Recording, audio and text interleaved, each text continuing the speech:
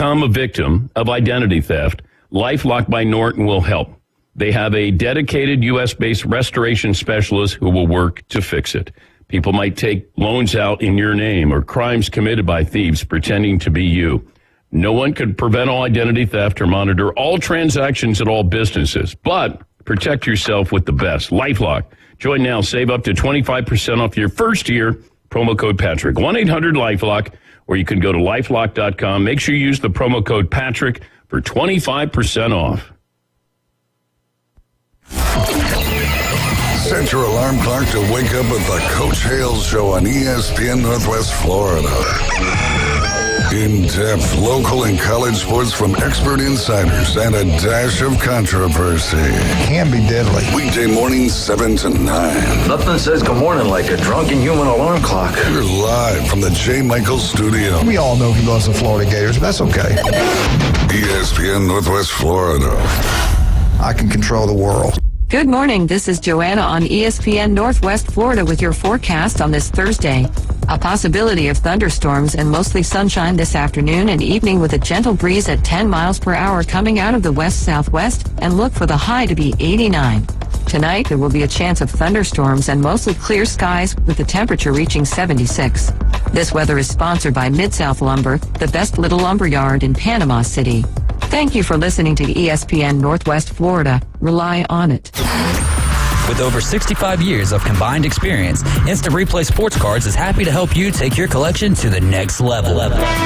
They carry all the new hobby boxes, signed memorabilia, and supplies, new and vintage cards, and Pokemon. They sell and trade cards and are always looking to buy. They're an authorized source for Topps, Panini, Upper Deck, and Leaf cards. Instant Replay Sports Cards is open 7 days a week at 752 West 23rd Street, down from Academy Sports, and can always be reached at instantReplaySportsCards.com.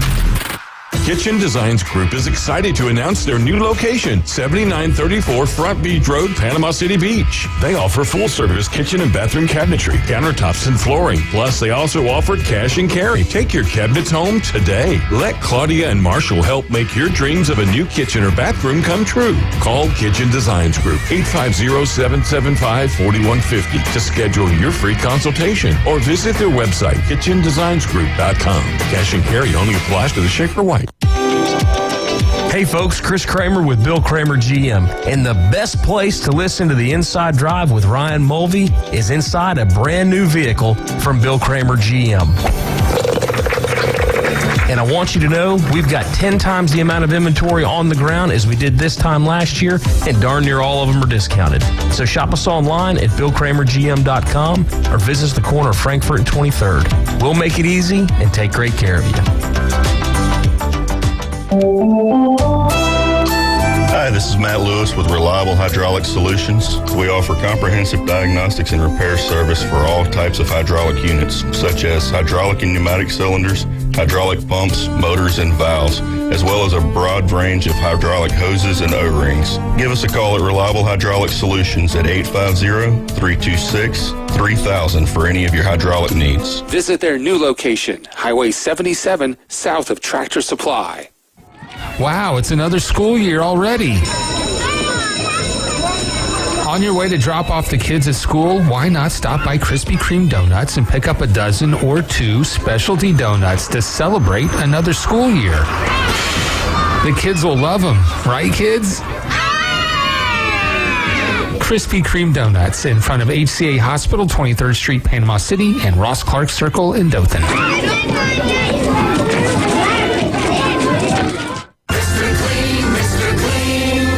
Of course I use Mr. Clean Magic Eraser to clean tough messes off my stovetop and bathtub.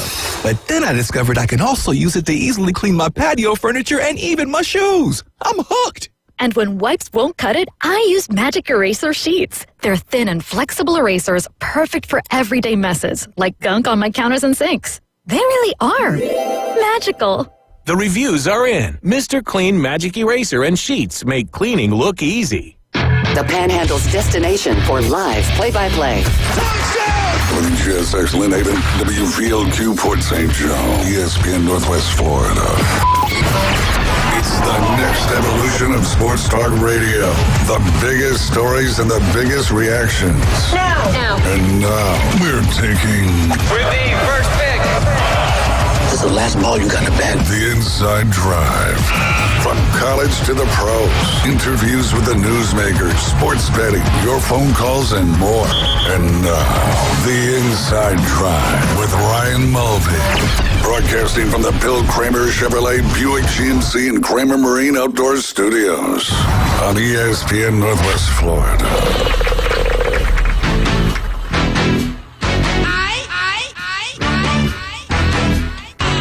And good Thursday morning here in the Florida Panhandle. It's nice. It's a little cloudy, so it's somewhat cool at this moment.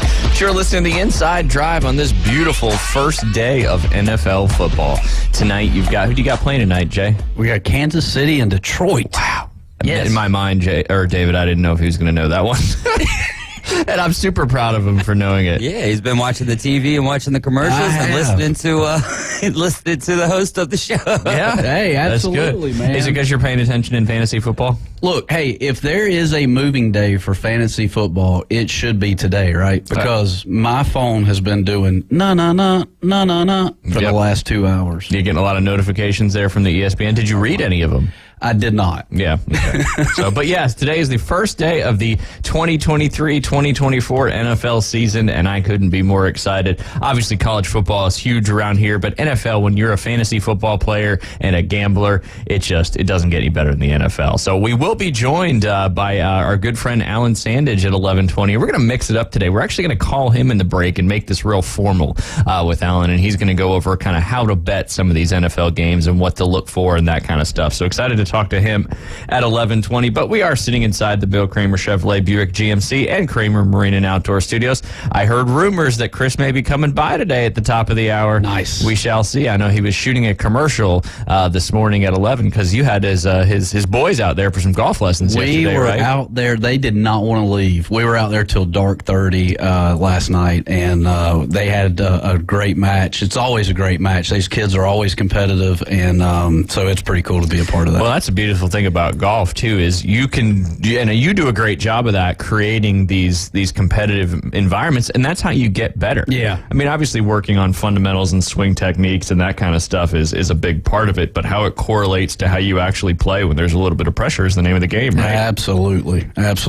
Yeah. And I think last night it had got to be about dark, and they had about a 50-foot putt, and I told them, I said, look, Coach Jay will give you $10 if somebody makes that putt. Dude, Christopher Kramer, boom, Drained in the it? hole, drained it from 50 feet. Where's my $10? My Coach boy Jay? does that for a living. That's right. Oh, man. Yeah. Hey, that's good stuff. That Dropped is, a man. bomb. Dropped a bomb. It never left the hole from 50 feet. It was What hole was it on? 2, and the pin was back left, and Dang. it was up the hill, you know. And breaking a little bit right to left as it got to the hole? I think the grain kind of got a little bit, kind of kept it straight. But, Kept it straight, yeah, knocked it in. Knocked it in, That's man. awesome. It's phenomenal. It's amazing when you're motivated a little bit by money how well you can perform. It's insanity. It is I mean, you put just something on the line, and all of a sudden you go from zero to hero. That's it. Yeah. That's it. Yeah. Some people rise to the challenge. Some people fall. I don't know. There you go. There you go. But you can listen live and local on 104.3 in Panama City Beach, 101.9 in Port St. Joe. You can watch us on Facebook, YouTube, and Twitch. Just search ESPN Northwest Florida and then download that free app inside the Google Play or the Apple Store. You got your Monday stuff. It's rocking and rolling. Can people still sign up for that? Yeah, they can. I would probably recommend them just maybe shoot me a text at 770-584-3506. Dang, you put it out there for all the ladies. Yeah, just shoot me a text. There you go. We'll text it up. Text it up. We'll text it up. It's like search it up, but text it up. There you go. I did on my way in. I literally just saw Forrest Gump on a bicycle. He had the red hat on, and he had the curly, you remember when he ran all across the country? Of course. And it was Forrest Gump, like when he made it to California. Okay. You know, he had the beard He had going. the beard. It wasn't full on yet. I didn't take 2 takes. I took like 6 takes at this Dang. guy because I literally thought it was Tom Hanks. And you missed out on the opportunity to go get a selfie. I did. What if it was Tom Hanks? It could. Hey, yeah, on a bike. You never know. You never know. But yeah, so if people want to drop in, there's still some room on some of these Monday ones. I know this week you didn't have one because because of Labor Day, but you're kicking Right. back up this next Monday. Yeah, eat every Monday until I want to say the second week of November. We'll be having from 4 to 5 p.m. Gotcha. Yeah, 4 to 5 p.m. on Mondays. A little after school action there. Yeah, this Monday we're doing full swing, so we'll be on the range. And then the next Monday we'll do putting, and then we'll get them out on the golf course for the September 25th Monday. Perfect. So, yeah, Perfect. great. You got any more matches this week? I've got one this afternoon. Ooh. Yep. Where at? Legacy. Nice. Yep. Who's in this one? Bay, Arnold, and Mosley. Ooh. So I'm switching up the lineup a little bit. We're doing a little Ryder Cup action because I'm talking to the players a bit, and I've got a couple of guys that really want to switch the lineup up. I like it. And so I'm listening to them, and we're going with it. So I think that's going to change. It's already changed the dynamic a little bit in this last match. So I'm interested to see about 7 o'clock this evening where we'll stand against Arnold and Mosley. Yeah, that'll be good. You guys are getting into it, and I know Arnold's got a good team, but I heard Brady Lent broke his foot. This is news to me. Yeah, I was talking to a beach house, had its 1-year anniversary bonfire last night, which was a blast. Stayed out too late. Kids were doing homework at 10:30, 11 o'clock at night, and always a good time. Is it that scooter that he's been riding on? I don't know. I didn't get any details from Gavin, but he was mentioning that Brady had broke his foot. That's a hard hit to Arnold golf team. I know. Hard. Absolutely. So yeah, I'll get some details on that. The injury report for high school golf. You heard it here first on the Inside Drive. When this county championship happens next month, is there any way that we could do a live show at the county championship? Heck yeah. Okay. I already kind of planned on it. I just haven't talked to DJ Davey Crockett yet. But can we do some live? We'll compensate David in free golf. How about that? There you go. What are we doing? We're going to do the show live from the county championship in October. Okay. Yeah. See? Figure it out. Done. Yeah, we'll figure it out. Done. Yeah. I don't know if we can commentate live on the actual play. That would be a little more difficult, but you think so? Yeah, you got to have like satellite backpacks and that kind of stuff. When we were in the running for the Sunbelt Women's Championship, which we didn't end up actually getting, I met with the ESPN crew and they were talking about it. They got backpacks and they actually broadcast it live from the Sunbelt Conference headquarters. The people are there at the conference headquarters and doing the play-by-play. Which is pretty cool. That's cool. It'd sure be fun to call a golf thing. It would be. It'd be so great. I think I would be terrible at it. I'd be way too excited. Yeah. Just Yeah. be like, okay. Yep. I feel like golf would probably be number one. Football, I think I could hang in there number 2, and then baseball would just be fun because it's kind of, there's a lot of filler time. Same thing with golf. Well, I know with me, I could just eye it from 175. He's got 175 out. Give us looks one. like a 6-iron. Wind coming slightly out of the northwest. Pins tucked right behind the bunker. Can't afford to miss this one short. Absolutely. He's got room to the right to miss. Would you rather be the Nance or the Faraday, like the play-by-play or the color? That's a tough one. That's a tough one. I mean, Nance's voice is so soothing. Soothing. It Yeah, is. Take an He gets paid a lot of money to use that voice. Yes, he does. You ever seen his backyard? Oh, yeah. He's got the replica Pebble Beach hole. Yeah. Cliff's calling again. We played phone tag all yesterday afternoon, and then he's calling on the show again. And just tell him to call. You need to put on your business cards from now on. From 11 to 1, call 850-2156. Yeah, we can just do stuff right here on the air. Handling business. That's right, handling business. But yeah, Jim, that backyard is spectacular. Oh yeah. I mean, is he still doing the commentating and everything? Is he still? I'm pretty sure he is. Yeah. There's a question mark on the end of that, but I think this was his last season. That's why I put the question mark on the end, because I heard rumors he was retiring or just not doing the golf anymore. Yeah, we're getting in that age where we're losing a lot of these. We lost Jimmy Buffett. We lost Bob Barker. Yeah. There's just been you're getting older. Yeah, I'm not. Well, and then Bob Barker's death thing came out, and I read that. What was the underlying high cholesterol? He was 99 He was years old. 99 years old. What do we need to talk about when he's 99? He passed away because he was 99. Exactly. That guy was a My light. mom just hit 90. I thought it was going to be her 87th birthday. She's 90. I'm like, let's go, Meemaw. Keep on keeping on. Got them good genes. That's right. Yes, sir. That's right. He died from high cholesterol. Yeah, and because he was 99. That's it. Almost made it to a hundo. It's like the dollar. He got 99 cents. How I ironic. think you could get 99 cents. It was in 5 increments of 5 right on the big wheel. Yeah. Increments of 5, and then Jimmy Buffett passes away at the end of summer. That's ironic, but sad. Yeah. But, all good. But what comes in life. That's it. We're all going to have it one day. That's why you got to enjoy every ride when it's out there. Yep. I feel like David's got something. Yeah, it's on Nance. Looks like his final was just the Final Four last year. Oh, so he won't be his doing the Final Four. He says that he wants to call 51 Masters, and I don't know how many he's done, but he's still keeping on with football. I imagine when you're getting that football money, all the other things are just a waste of your time. Yeah. Although being able to call the Masters is like not the Masters, but more or less like March Madness. Yeah. That's crazy. I forgot he always does the Final Four. Yeah. What's your favorite game show? Favorite game show? Since you were talking about Bob. I mean, I remember, obviously. The Price is Wrong, Bobby. I do remember growing up, like that was when I faked sick, not wanting to go to school. That you stuck the thermometer in the light bulb and you had 106.7 fever. Yeah, that worked for a minute. But, but yeah, Price is Right, obviously, at 11 o'clock. I think Let's Make a Deal was at 10. Little House on the Prairie was like at 8:30. There was just like a whole slew of TV shows that you just watched when you laid on the couch. Yeah. What about you? I mean, it's hard to beat The Price is Right. Yeah.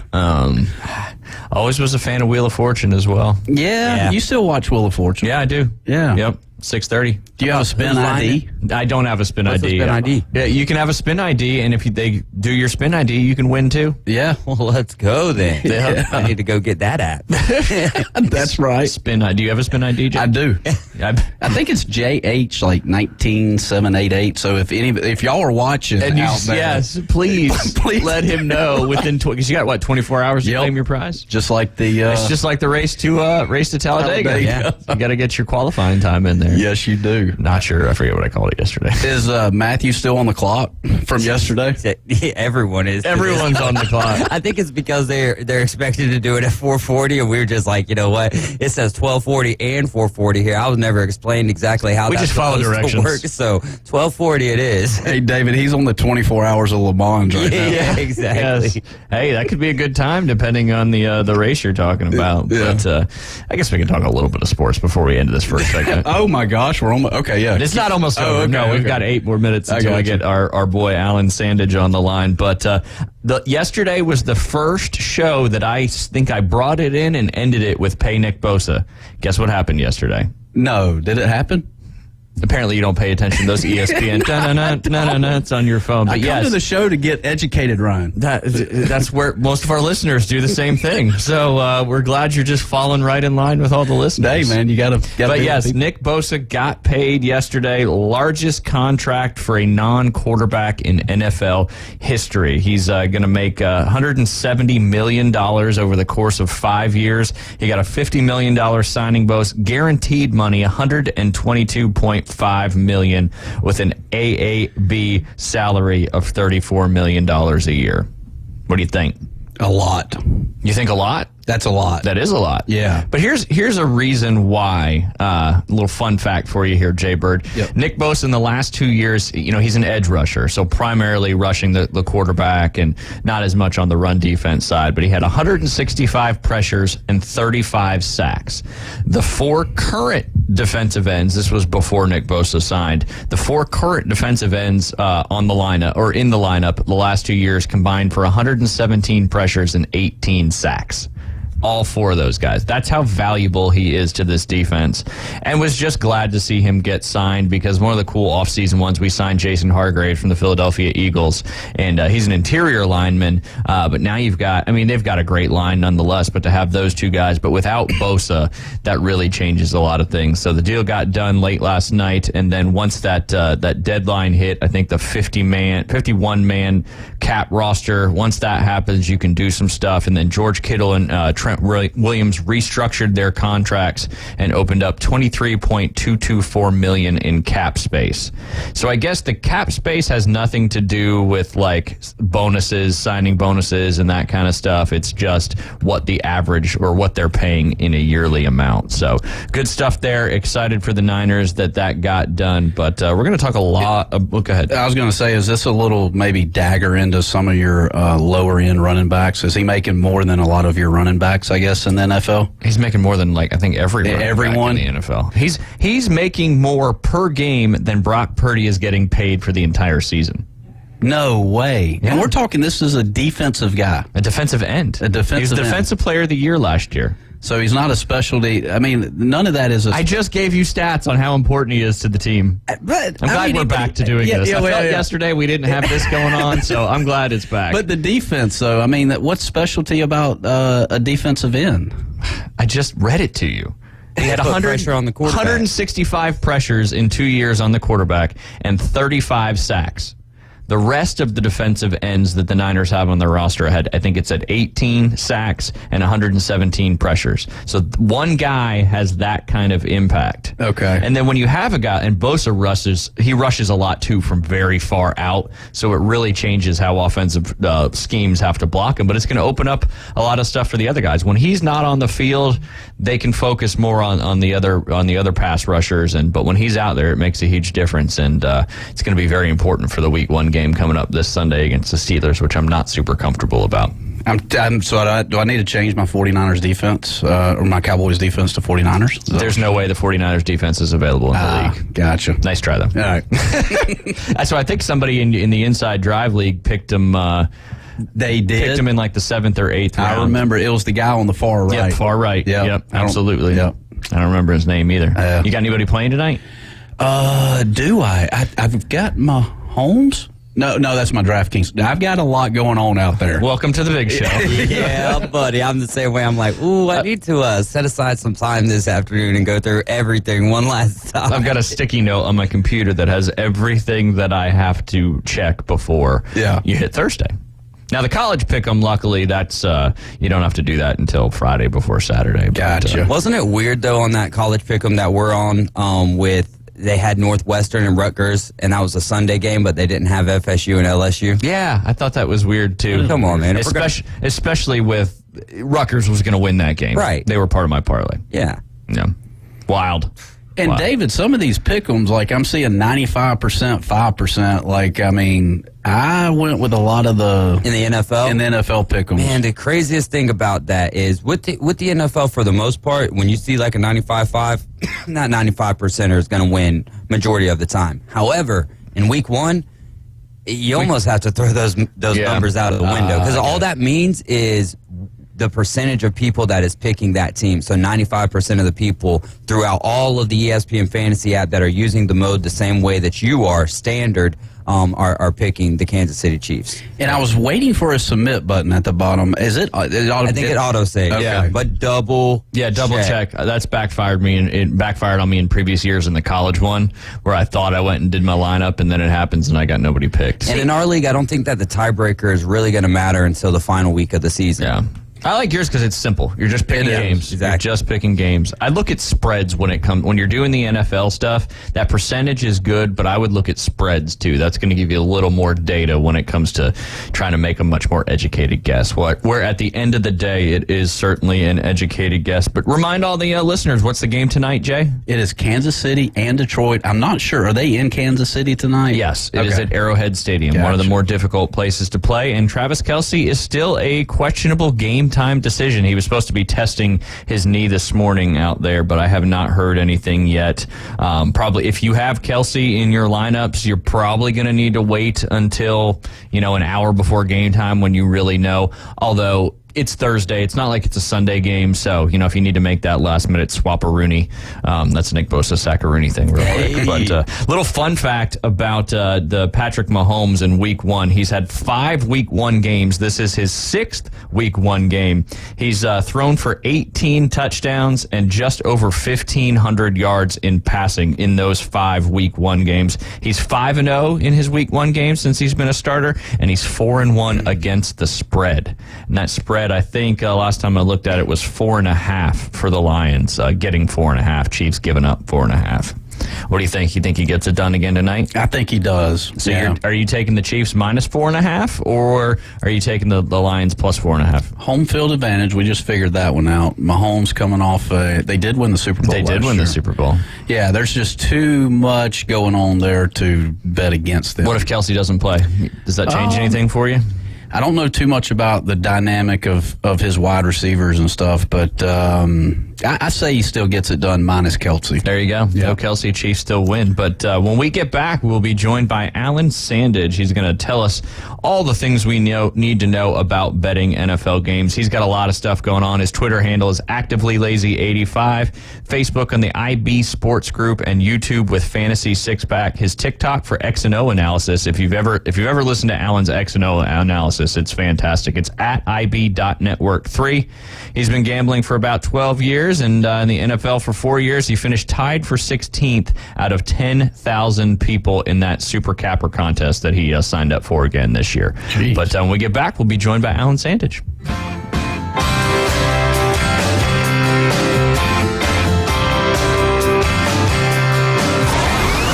ESPN Northwest Florida. The tradition continues. That ball is going to be out of here. America's team plays here. Bombs away. The Atlanta Braves are back and making a statement. Ronald Acuna just clobbered one to left. Listen to Atlanta Braves baseball in a rich audio experience live on ESPN Northwest Florida. Here comes the thunder. Sponsored by Goldberg Kia, Reliable Hydraulic Solutions, Mid-South Lumber, Stormore Portable Buildings, and Brock Pest Control. Good morning. This is Joanna on ESPN Northwest Florida with your forecast on this Thursday. A possibility of thunderstorms and mostly sunshine this afternoon and evening with a gentle breeze at 10 miles per hour coming out of the west-southwest, and look for the high to be 89. Tonight, there will be a chance of thunderstorms and mostly clear skies with the temperature reaching 76. This weather is sponsored by Mid-South Lumber, the best little lumber yard in Panama City.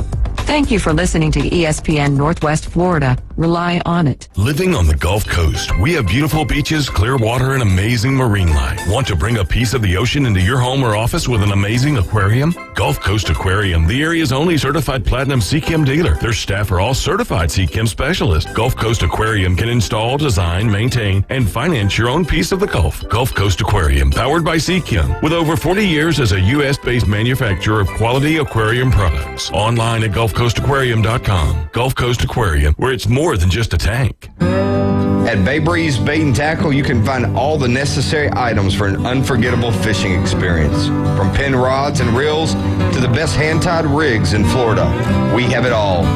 With the help of our friendly and knowledgeable staff, you can be sure that you have the right gear to make that big catch. Come experience a great local bait and tackle shop located directly off 98 on the west end of Panama City Beach, located just 5 miles west of Pier Park. Coming in hot. So hot. It'll be a hot one. Really hot. Hot damn. The Inside Drive with Ryan Mulvey. Live from the Bill Kramer Chevrolet Buick GMC and Kramer Marine Outdoor Studios on ESPN Northwest Florida.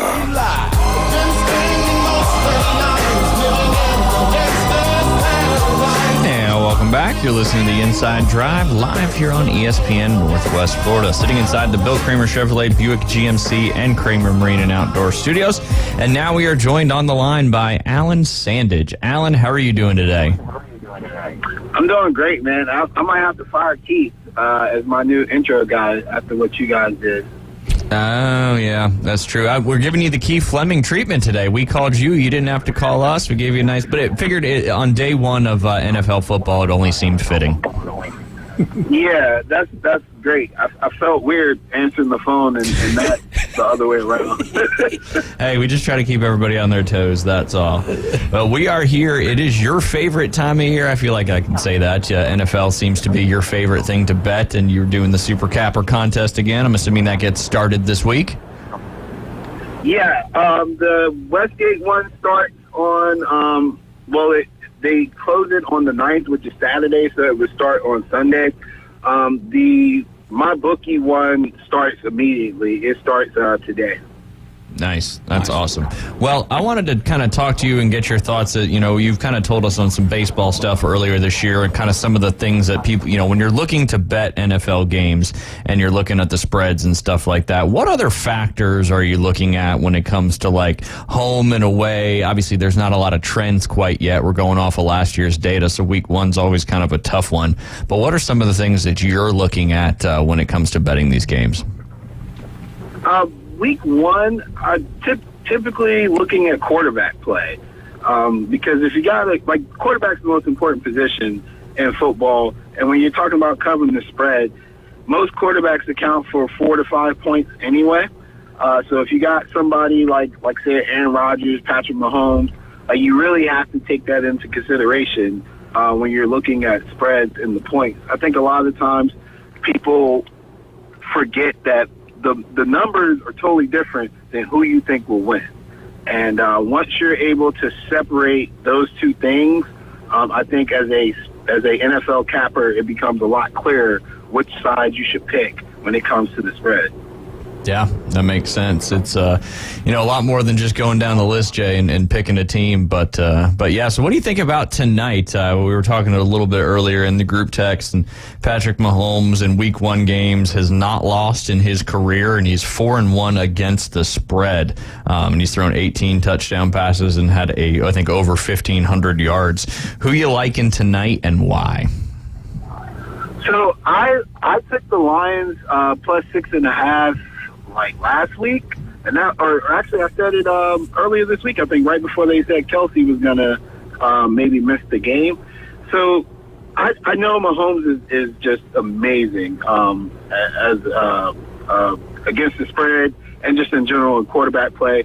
But the Chiefs as a team were 4-10 against the spread last year whenever they were giving up more than 3.5 points, and the Lions have been for the last 2 years, not even last year when they were actually winning games, but against the spread, they've been pretty sneaky in spots where it's like 5 to 6. So I still like the Lions tonight to cover. And the Lions at 4.5 right now. I think that with Jones being out on the defensive side of the Chiefs, the Lions should move the ball more effectively. And if Kelsey doesn't play, they're almost a touchdown less per game Kelsey doesn't play. And look, this is the Lions' opportunity. I think there's a lot of pressure on the Lions this season to, one, make the playoffs, but make something out of this good roster that they've developed over the last however many years. Good offensive line, and obviously they're looking to start the season pretty strong on the road in Arrowhead. So I feel like this game, they all matter, but this game, in my opinion, matters a little bit more for the Lions than it does for the Chiefs. For sure, and you were talking about Week 1 and like advantages and things like that. I was talking today on a podcast, and I was saying that if this was December, then the Lions for sure would get faded by me because their dome team is going to be like 30 degrees or maybe even colder in Kansas City, but it's going to be about 80 degrees, and it doesn't really matter if you're in a dome or not. 80 degrees is still nice, so I think that helps the Lions a little bit. Also, Jared Goff on the other side of the ball is pretty good Week 1 against the spread and outright himself, and that's dating back to his Rams days too. So it's one of those things where you just have to make up in your mind what you're going to go with and stick to it and see how it plays out. Yeah. There you go. Jay, you got any questions about tonight's game? Not necessarily tonight's game, but Alan, I know you're a concerned parent, and you have every reason to be. This is why I love you, Jay. Yeah. This. So your son is now an Eagles fan. Is this correct? He's been an Eagles fan. All right. Let's dive into that because it looks like his wife is the one that's really kind of pushing this a lot. So, God, it's the worst bet I've ever lost. No, for real. It's a true story. Worst bet I ever lost. The Eagles were playing the Patriots and in the Super Bowl, and I said to my wife, if the Eagles win this game, then we can make our son an Eagles fan. Because I just thought there was no way Nick Foles was beating Tom Brady. Man, you put so much on the line that day. I know, man. I know. It's the biggest bet you've ever made. So, I know, and this is why I, to this day, do not like Tom Brady. I have a personal vendetta against Tom Brady. That's true story. And then we know what happened, and the rest is history. Yeah. Are you gonna bring him back? Are you gonna ever bring him back, or what? What you think, man? Is he gonna stay there? No, man. He's definitely too far gone. We had a layover. We had a layover in Philly after we came back from Jamaica, and he was running through the airport screaming the fight song. There's no way I can bring him back. No, he's too far gone. He carries around some batteries in his pocket wherever he goes. Yeah, pretty much. He's actually he's probably the better capper in the family. And then I wanted to give a shout out to my goddaughter. Today's her birthday. She's actually a pretty good horse capper herself. Very cool. So I'm surrounded by great gamblers. Well, they have a great gambler leading them, so I'm sure that's certainly bled down into their capping and betting veins. Because you got to start them young. Yes, you do. It's just like real sports. You got to start them young, get them into it, get them used to the trends and what to do, or you can just blindly pick, and you never know. Yeah, absolutely. Yeah. It's a great question, though, Jay. Yeah. Eagles. Whew. That's tough. That is tough. Do you have a? I'm going to do a parlay of the weekend here later on. But do you have one in mind that sticks out for you? I was not to put you on the spot. No, it's fine because I definitely was looking into it, and I was thinking about doing like cross sports, but I was like maybe I should just do NFL because week 1 and 2 always favors like underdogs. Like these are the weeks where you're going to probably get the most value on money lines. And so I was also thinking from an angle of taking home divisional dogs. So like the Browns against the Bengals, taking the Browns to win. There was another one, the Jets playing the Bills, taking the Jets to win. And then there was another home dog that I had mixed in there. The Colts? That I was like, yeah, the Colts. And the Colts were definitely a long shot. They were 100% a long shot. But I was thinking if you took that angle this week, only with the divisional game, and only if the dog is home for that divisional game, taking a shot on a parlay like that and seeing where you land, I don't think it's that risky. Yeah, Jay, since 2018, NFL divisional home underdogs in week 1 are 7-0 against the spread. Oh, wow. Do you know Hey, look at that. There you go. Do you know what a divisional home underdog means? Divisional home underdog, meaning that the AFC North is playing each other and that particular team is at home. Yes, and they're an underdog. God, man, I am so proud of you. That was fantastic. I didn't know if the divisional part was going to throw you for a loop or not. But yeah, and really in the last 20 years, again, this is speaking to NFL divisional home underdogs in week 1. In the last 20 years, they're 25-13 against the spread.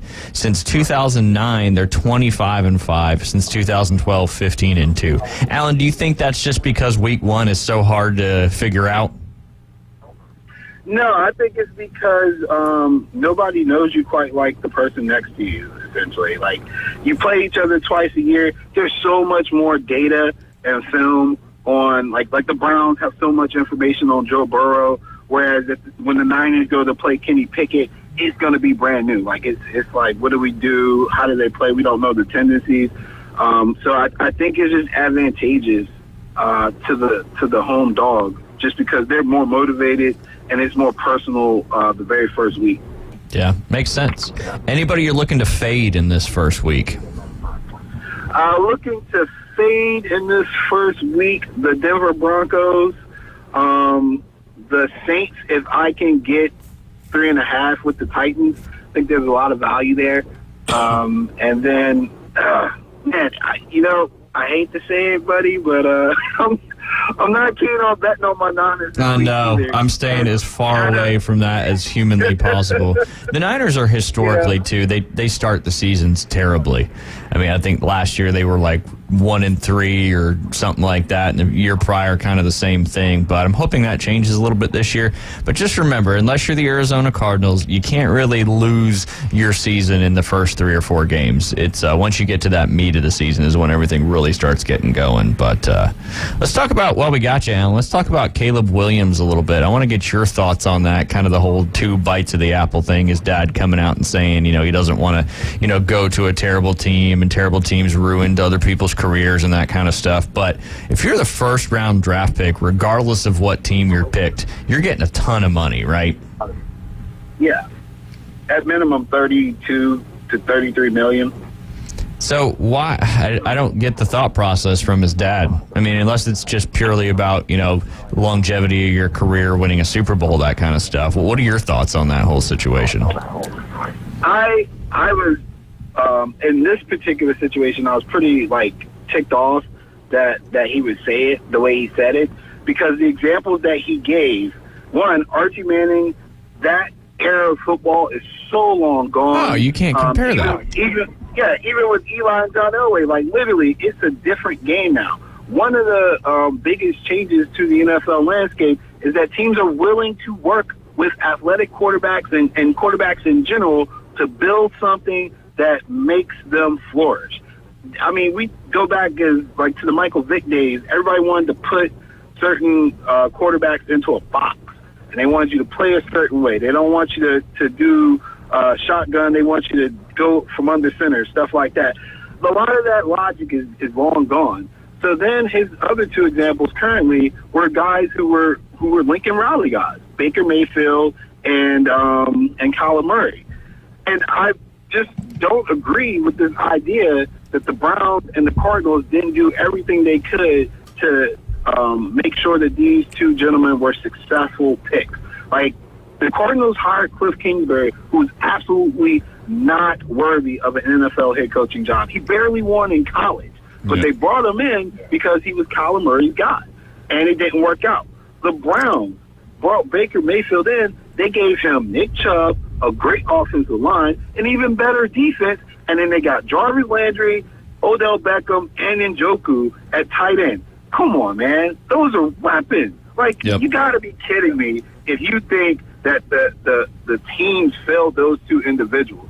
There are a million other examples that he could have used, and he didn't, and that leads me to think that they just don't want to play for the Cardinals because Cliff Kingsbury, who's the offensive coordinator for USC, told them that the Cardinals as an organization suck.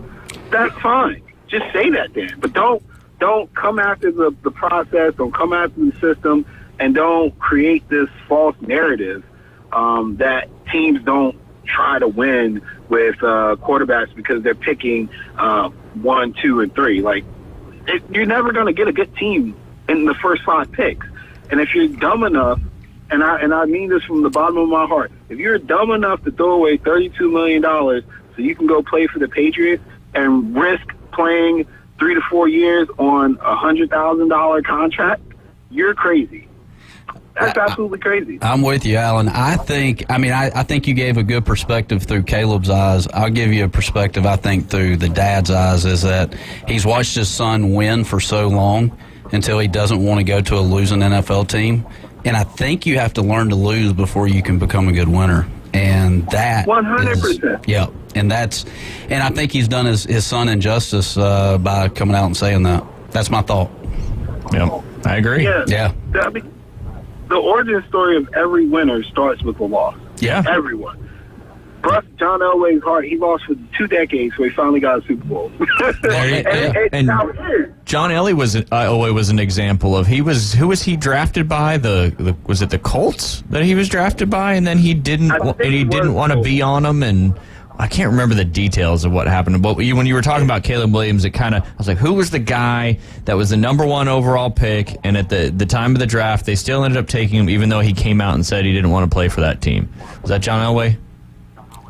I think Elway did the Colts, and I think Eli was the Chargers. Yep. Yes, Eli was definitely the Chargers. I think I watched it was either a 30 for 30 or whatever it was on Elway's story, and yeah, he was kind of a cocky turd coming out of college, but he was. And it took him a while to get that Super Bowl, that is for sure. But yeah, and it's kind of like, you say you got to lose first, and that's such a parallel to golf as well. I mean, how many guys, had a heartbreak in a major championship, and then that's kind of what they needed to be able to. It's kind of like, this is a terrible example. It's kind of like, when you go out and play golf and you haven't played in a while and people expect you to play really good, it's almost like once you make that double bogey or hit that bad shot, you're like, okay, there it is, it's out of the way. So now I can I don't know why that is, but well, and it's like I know the dad's thinking, this is bad, my son's going to be on a bad NFL team. Some things that are bad are good for you. Yeah. You know what I'm saying? I mean, I know it's hard. I mean, you got to really think about that for a second, but some things that are bad are good for you. Except for cocaine. Except for cocaine. Yeah, this is true. Yeah. I was gonna say, it's actually, to me, it's childish. Bro, it is. It's a business. I'm with you. Nobody cares about you winning your first X amount of years. Your rookie contract is your audition to get paid. Yep. Once you get paid, then you should start caring about your legacy and win. Is that I don't think. Is that your dad, Southern Baptist preacher, coming out in you right here? Oh, pretty much, man. I hear you, man. Preach it. Preach it. It just blew my mind, and like people kept running with the narrative, and like I'm in a Facebook group, and I see like people saying like, yeah, true that. No way. It reminds me of an argument we had last year in the group where guys were like, would you rather your son go to Harvard for 4 years and get a good education or be one and done at Duke? Are you kidding me? Is that really a question? Like, bro, if you don't get in the NBA and get your money, you're crazy. You can always go back and get a degree. You're never going to get but 2 chances in the NFL to really get paid for most people. So you have to take advantage of that rookie contract if you're put in a position that you're going to get $18 to $20 to $30 million. Bijan Robinson is going to be set because he's getting about $8 to $10 million, which is the baseline for the highest paid NFL running back right now that's not a rookie. Like, why would he be dumb and say, I'm going to come back to Texas for another year? Why would a quarterback throw away $32 million with a chance to be a $80 million, $90 million, $100 million player in 4 to 5 years because he wants to win? Like, that don't make no sense to me. Yeah, Dad just needs to stay out of it. Alan, you got time to hang on for one more segment? Oh, yeah, man, I'm here. Okay, awesome. You're listening to The Inside Drive. We have Alan Sandage on the line. If you guys got any questions about any of your gambling action you're doing this weekend, legal or not legal, you can give us a call, 850-215-6290.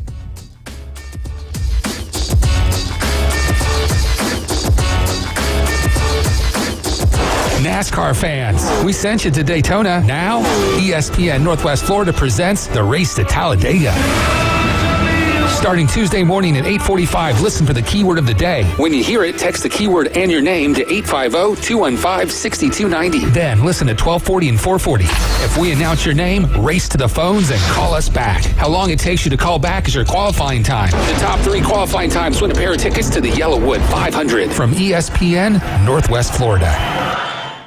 There are 3 great Barefoot locations. Barefoot on the Bay in St. Andrews, plus Barefoot on the Beach and the Barefoot Hideaway Grill, both on PCB's famous Front Beach Road. Whichever location you visit, you'll find great food, amazing specialty drinks, and the Emerald Coast best views. The football games will be on with awesome game day food and cocktail specials. And go now to barefootrestaurants.com to get a digital coupon for 15% off your entire bill. Barefoot, great food, drinks, fun, and games.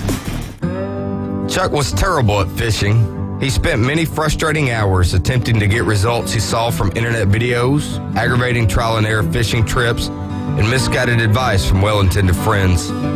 Chuck is happy now with his newfound success after he visited Bay Breeze Bait and Tackle, where we keep fishing fun, simple, and successful. See us soon at Bay Breeze Bait and Tackle, located directly off Highway 98 on the west end of Panama City Beach. Here at Panama City Toyota, we're feeling really lucky.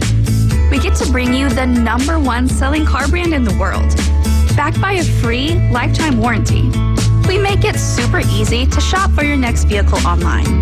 And if you're an in-person kind of person, we've created a warm, welcoming dealership experience. Right here in this beautiful community, we're proud to call home.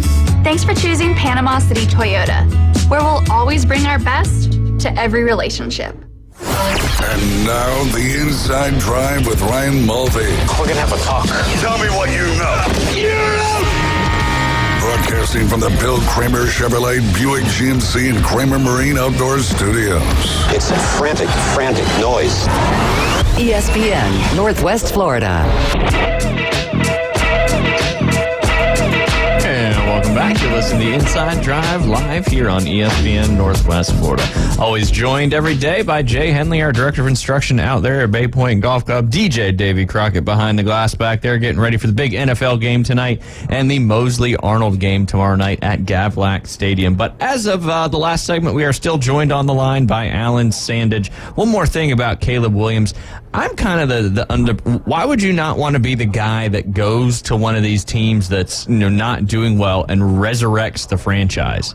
Why would you not want to take, and maybe he does, and this is just his dad speaking on behalf of his son, but, I see that as a massive opportunity. I mean, the Cardinals, not that long ago were playing in the Super Bowl, and you get a guy like Caleb Williams there, and you can certainly build the team around him, like you said, and I totally agree with you in this whole situation now, and I think his dad just is coming a little out of left field. Don't really know his angle and all that, and I highly, highly doubt Caleb Williams is wearing a Trojans jersey next season. Yeah, it would honestly make no sense for him to stay in college and risk injury without proper compensation. That's how I'll frame it. Yeah, that makes sense. So, go ahead, Jay. Well, I was going to say, so the name, image, and likeness thing, do you think that's perhaps maybe given some players maybe a second thought? Not if you're a top quarterback. Like I was telling Keith, like just the base rookie contract for a quarterback is so much more than you can get in NIL. For somebody like Caleb Williams, who probably is probably anywhere between $2 to $4 million. He's going to make probably like 8 to 9 per season, his rookie contract. So, I mean, it's not really comparable, if you ask me. We were talking earlier, is it Caleb that we were talking about the Wendy's sponsorship? He was doing the Wendy's thing. Is that Caleb from USC? I think it was yesterday we were talking about it. Yeah. Is that something to do with the NIL, with the whole? Because I've rarely seen college football players own a commercial. He ain't doing commercials for Wendy's without getting paid. I can tell you that. Okay. Yeah. Oh yeah. For sure.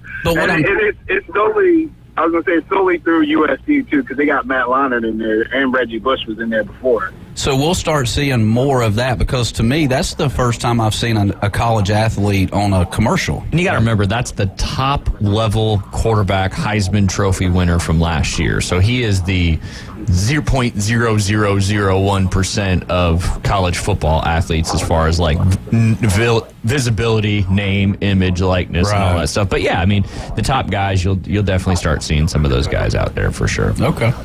Hey, Alan, jumping back. Go ahead. He's the first active quarterback to be in the Heisman House, too. Yeah, I thought that was really cool when we're getting ready for that Colorado game last weekend. But, we're talking about betting the NFL. What are some of the things that people may not think about when you're doing NFL betting and capping some of these games? The amount of mileage that people travel, that teams travel, and how they do their schedule for those weeks where they're going from one coast to the other.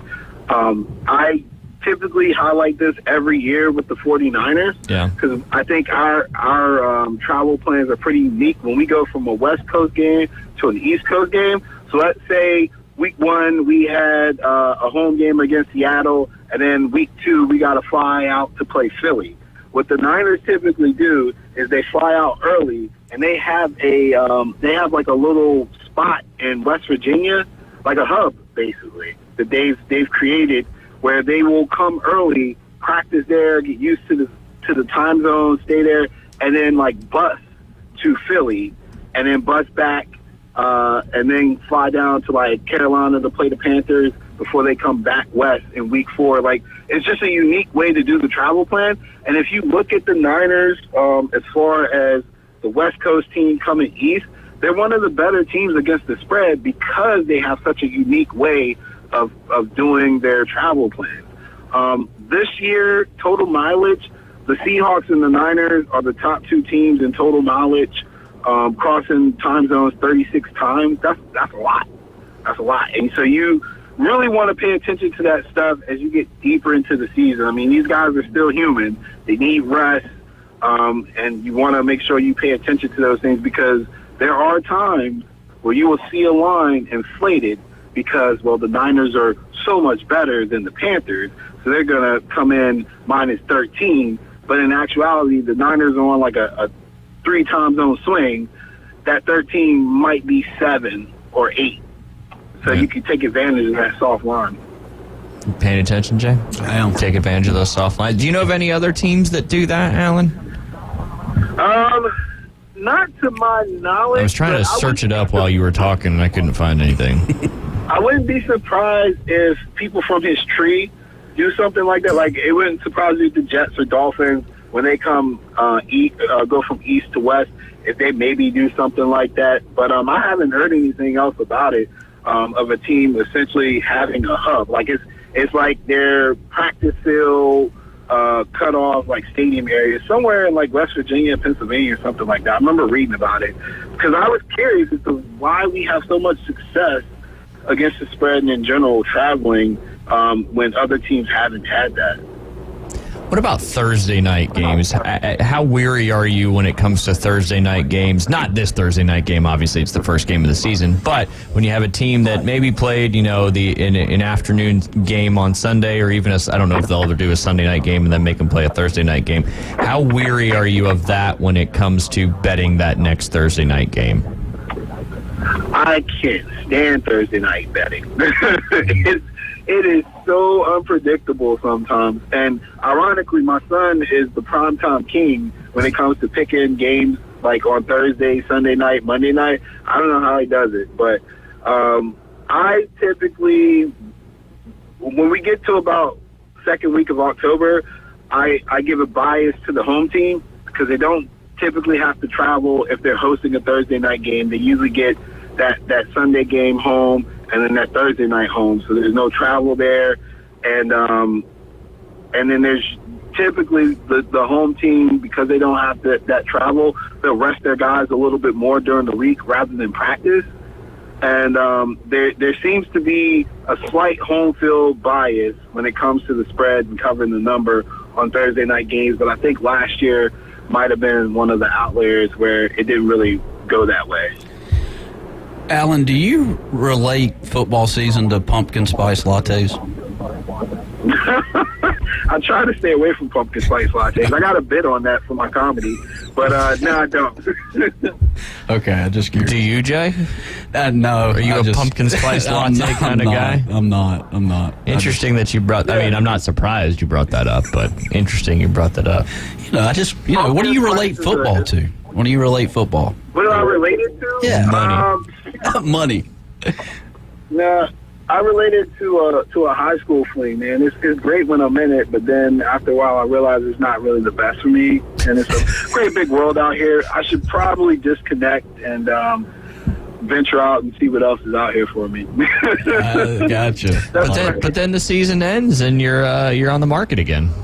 This is true. And you know what's crazy? Since I've been betting NFL, I have never had an off season where I'm not thankful that the season's over, because I really do need a break mentally. Yeah, I could. I can't imagine the effort and things you have to pay attention to during this whole season. It's got to be overwhelming. I mean, I got to pay attention to what Jay's not going to bring to the show every day, and that in itself is exhausting. So, but no, we appreciate it. Let's. I want to pivot. We got a few minutes left onto college football. I want to get your thoughts on a couple big games. Not as many big games as last weekend, but you've got Texas traveling up there to Tuscaloosa.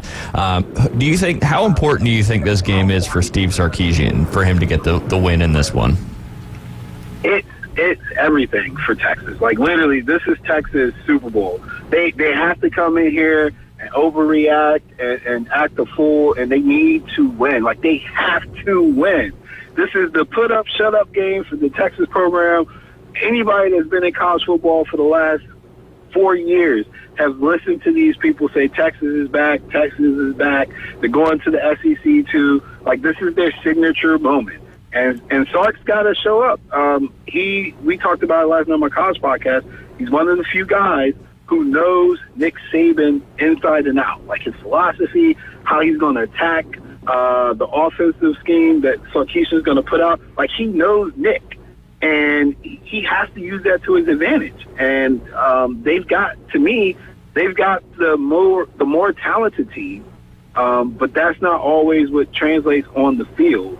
And it has to show up on the field this Saturday. Yeah, Texas is definitely basically since Texas played Alabama in the final game of the 2009 season, Alabama has since went on to win 5 national championships, where Texas has finished with a losing record 5 times in 13 seasons then, where Nick Saban's worst record was then 10-3.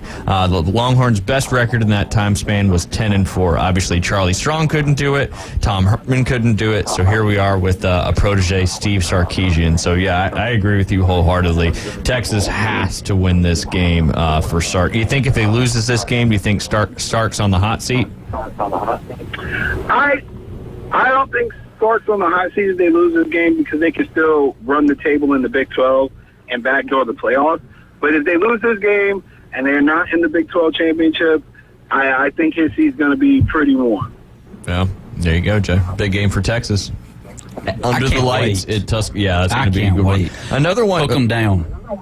You can't do that. You get a 15-yard penalty. Oh, is that it? I don't know if that still exists or not. They did put that into play for the sensitive Texas Longhorns. Oh, they did. They might have took it out. I don't think the SEC is going to enforce that. Gotcha. I think that's the Big 12. I'd just be walking around horns down the whole time. But and what do you think? Obviously, Texas A&M is going to take on Miami this year. Do you think that's a big game there for Jimbo and Texas A&M? You think if he needs to win this game? Yeah, I think Jimbo needs to win every game that he can win, man, because the expectations there with the talent that he's brought in is pretty high. I'm not sure how much resistance he's going to get from Miami. We were talking about it last night, too. The program just seems kind of like blah, you know? Like, it's not the Miami I grew up watching, and it's not the same vibe with that program, with the team. And I don't know, Cristobal's kind of got a lot going on. The issues with their donors for the NIL is still a big thing.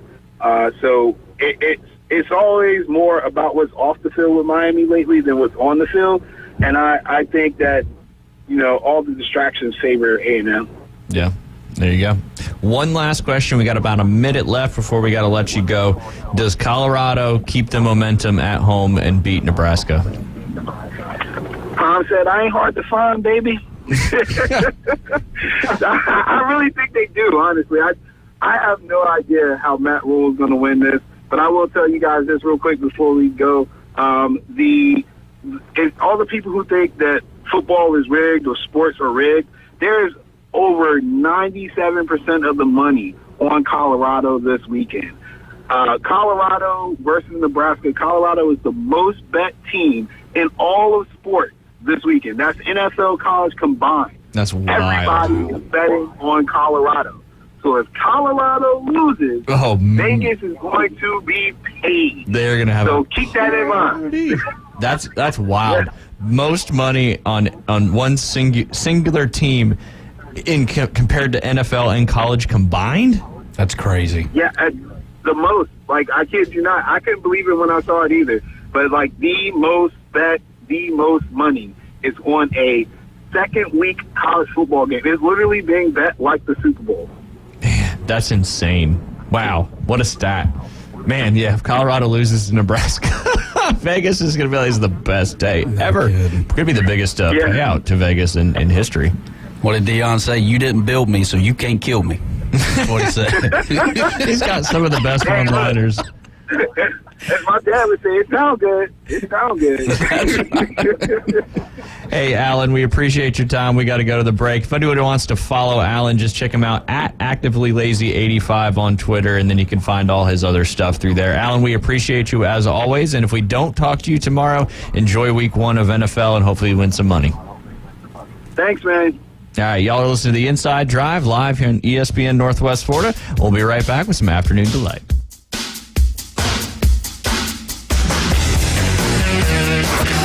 ESPN Northwest Florida is already your home for the most live and local sports talk. And now we're taking... Oh, he got all of that one. The Inside Drive. Ryan Mulvey, middays, 11 to 1 inside the Bill Kramer Chevrolet Buick GMC and Kramer Marine Outdoor Studios. The latest reactions to the biggest stories happening right now. Plus, interviews, sports betting, and your calls. You gotta be pleased with that. On ESPN Northwest Florida. Good afternoon. This is Joanna with your weather forecast from ESPN Northwest Florida on this Thursday.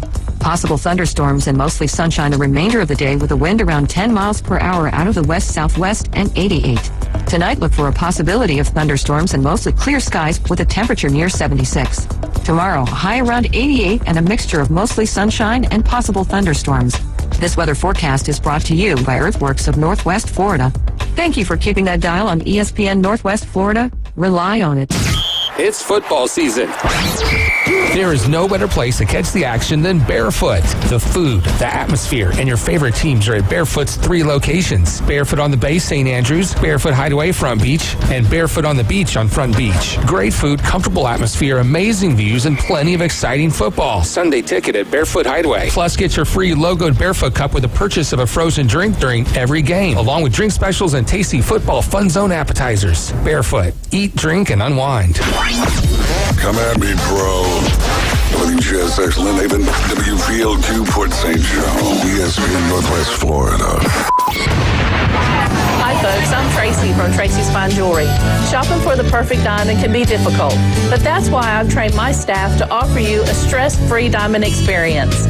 Me and my I Do crew have 50 years experience, and we have more certified diamonds in stock at the best prices in town.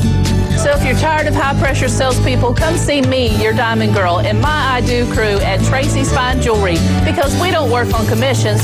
We work for smiles and I Do's. The only place to get sports betting coverage on the radio. Is this legal? Broadcasting from the Bill Kramer Chevrolet Buick GMC and Kramer Marine Outdoor Studios. It's the Inside Drive with Ryan Mulvey on ESPN Northwest Florida. Rockets in flight. Afternoon delight. Yeah, welcome back as we make the turn here on the Inside Drive live on ESPN Northwest Florida. You can listen live and local on 104.3 in Panama City, 101.9 in Port St. Joe. Watch us on Facebook, YouTube, and Twitch. Just search ESPN Northwest Florida. And if you want to download that free mobile app, you got plenty of storage on your phone, so you might as well do it. You just got to search it up in the Google Play or Apple Store. That one you do have to search 104.3 ESPN Northwest Florida. As always, we are sitting inside the Bill Kramer Chevrolet Buick GMC and Kramer Marine and Outdoor Studios. You can check them out over there at 2251 West 23rd Street. It's right at the corner of Frankford and 23rd Street. Lots of new vehicles in stock. That whole front row is just lined up with all sorts of beautiful trucks.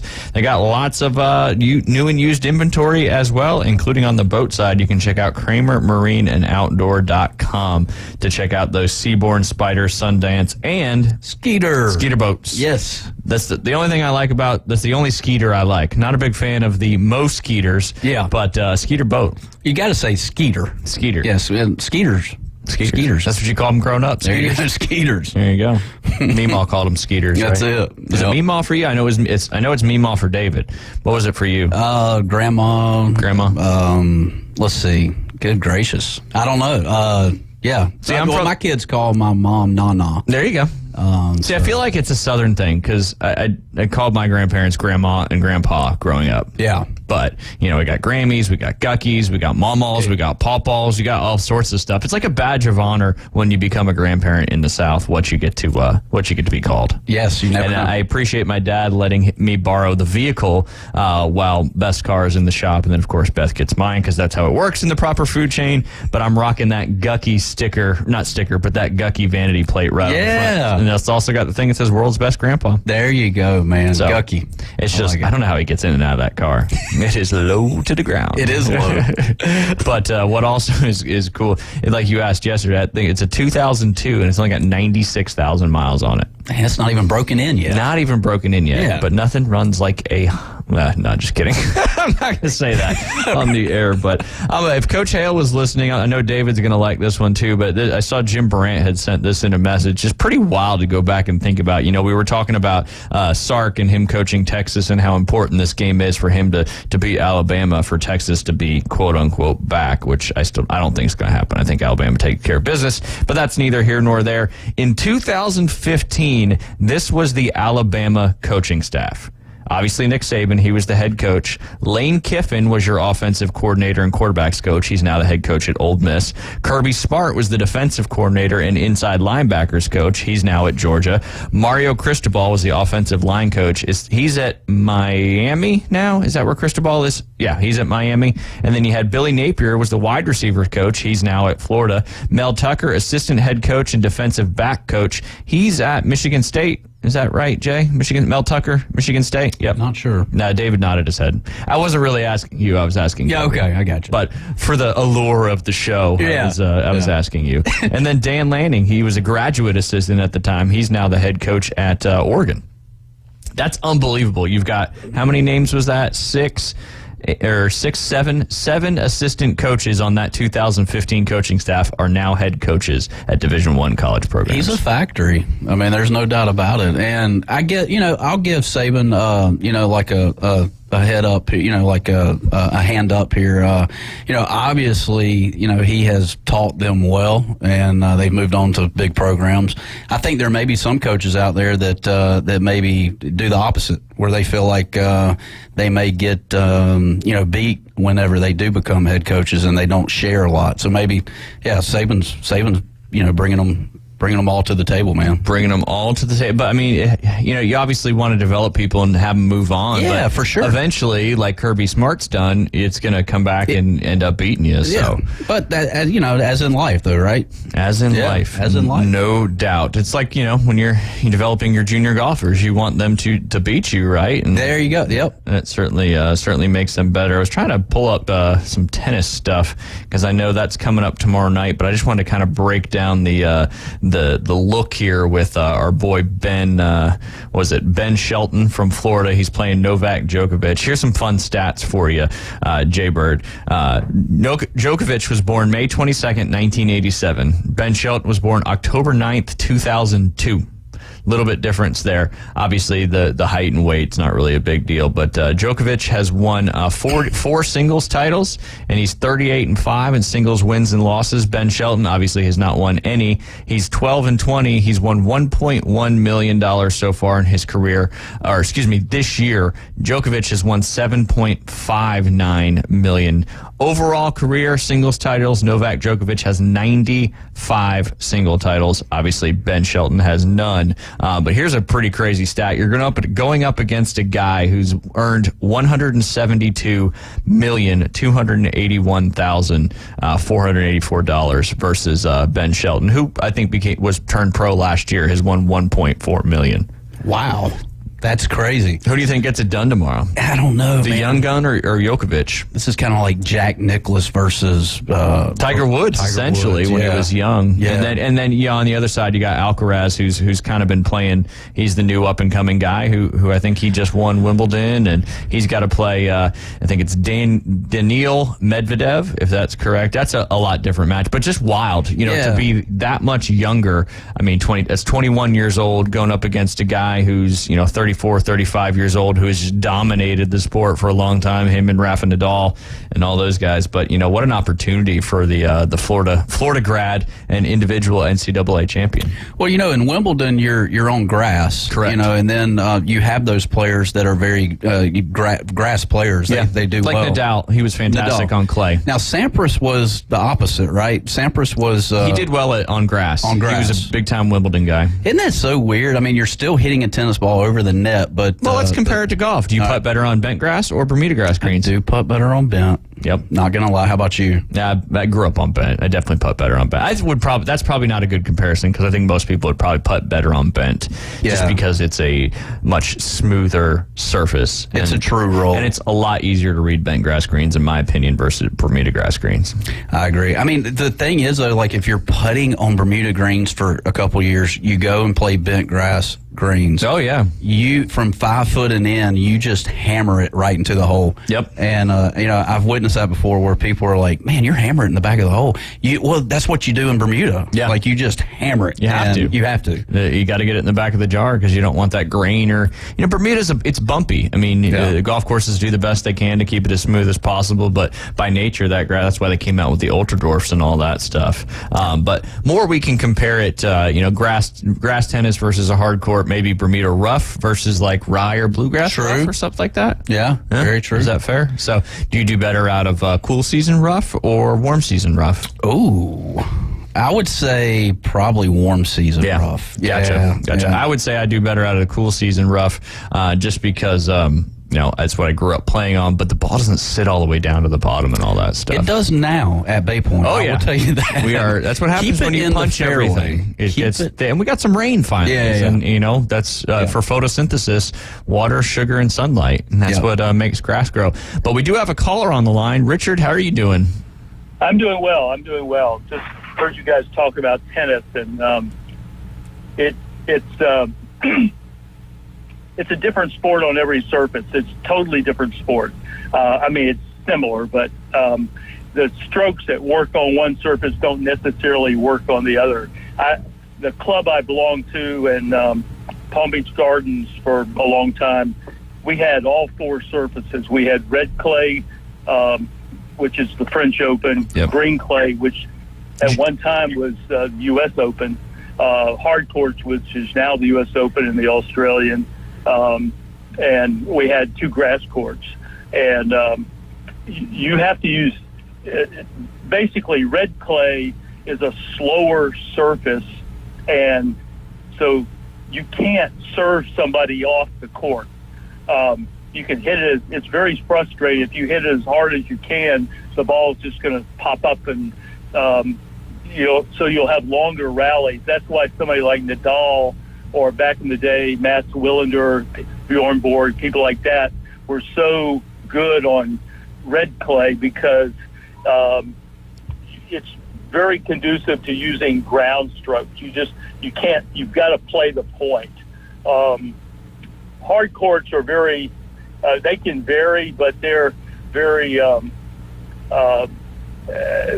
probably the most neutral surface, although it's hard on your legs. Then you have in South Florida, we have lots and lots of green clay, or we call them Hartrue courts, which they used to have. I haven't been out there in 20 years, but Bay Point used to have. Yeah, they still the Blue Green Resort still has the Hartrue clay. And that's still, for example, it's hard to drop shot somebody on hard courts because the ball just bounces and keeps going. Whereas on clay, you put some backspin on it and drop shot.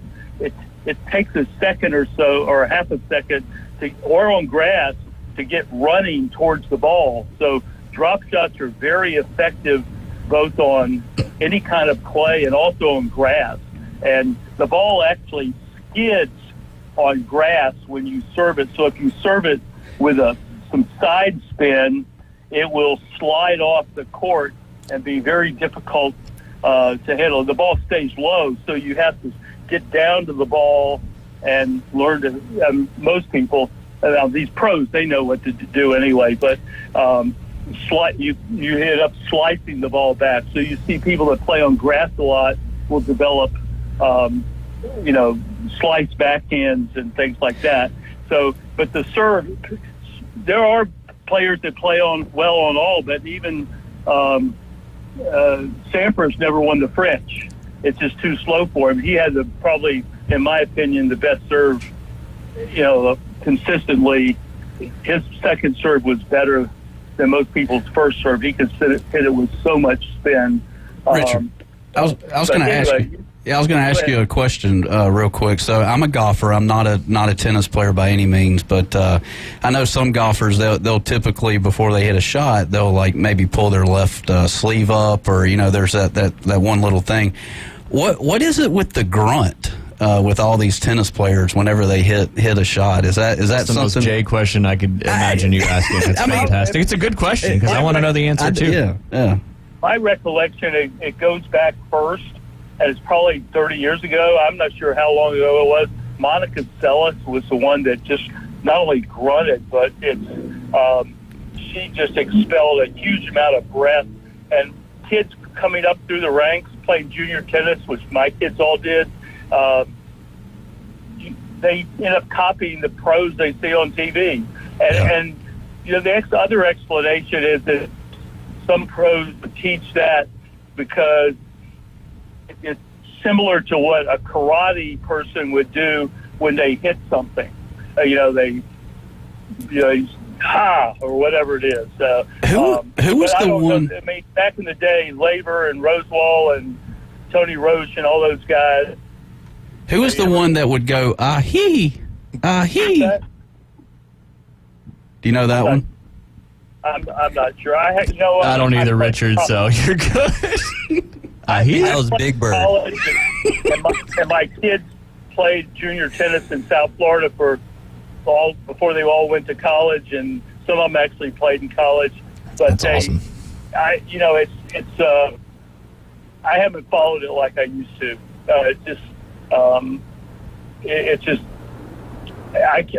Other than I kind of got interested again with watching Alcaraz at Wimbledon, and I really don't even know who all the players are. Djokovic, I mean, I've been watching for seems like 20 years. He was a new kid on the block playing in the night matches at U.S. Open. If you ever have a chance to go to the U.S. Open, that is incredible. I've been twice. One of my daughters went to West Point, which is an hour north of New York City, and I met her 2 different Labor Day weekends there, and we went to a whole day of matches. And it's just incredible to walk around in the middle week when there's matches going on all different courts. It's just it was great experience. So I mean, I've heard you guys talk about going to the Masters and stuff like that, and I've been to the PGA Championship in '87 was played at PGA National in Palm Beach Gardens. I went to the final round of that. And walked around, but it's something special to go to the middle weeks when there's like hundreds of matches, singles, doubles, mixed doubles going on all sides courts and everything. Really, really cool time. Oh, that's great. Larry, I was just searching that up. 1987 PGA Championship. Larry Nelson won at 1 under par over D.A. Weber. I watched. My brother-in-law was working at a newspaper and had a press pass that he wasn't going to use the last Sunday. So I took his press pass and got me in, and just like 5 minutes from my house, and walked on, followed Seve Ballesteros for a while, and then I think I was stuck myself for a while at the end towards between where the people would hit their shot on 17, and then depending on what they did, I'd follow them and watch them hit to the green on the 18th and go back and forth. I remember Lanny Watkins had a good day that day. That was fun too, but you have to walk a lot when you're. Yeah, definitely. Oh, yeah. Definitely. Depending on the course, it can be a challenging walk. There's no doubt.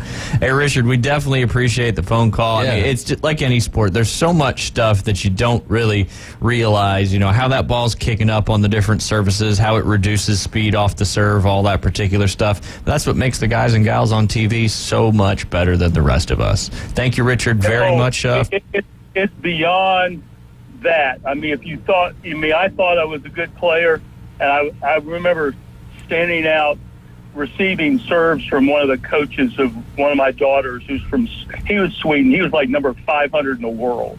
And I was just pretending he could ace me at will. Yeah.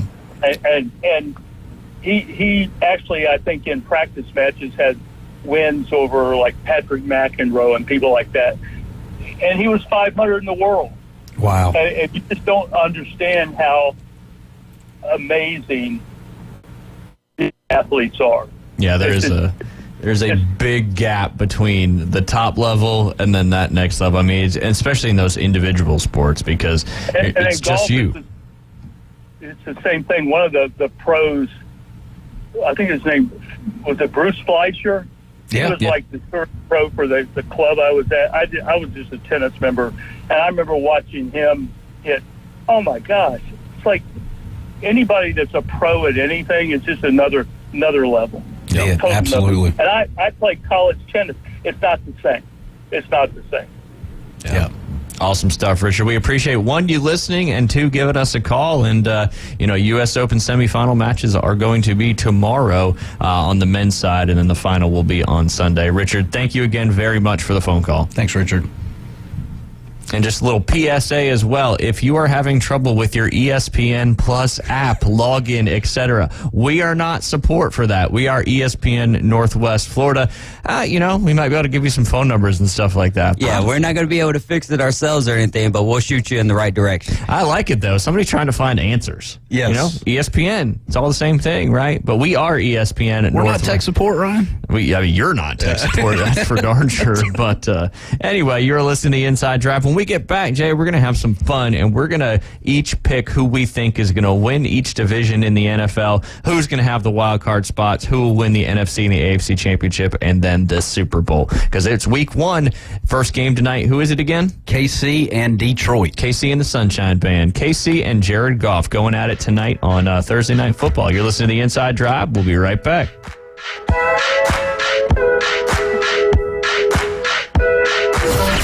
It's the next evolution of Sports Talk Radio. The biggest stories and the biggest reactions. Now. And now we're taking... With the first pick.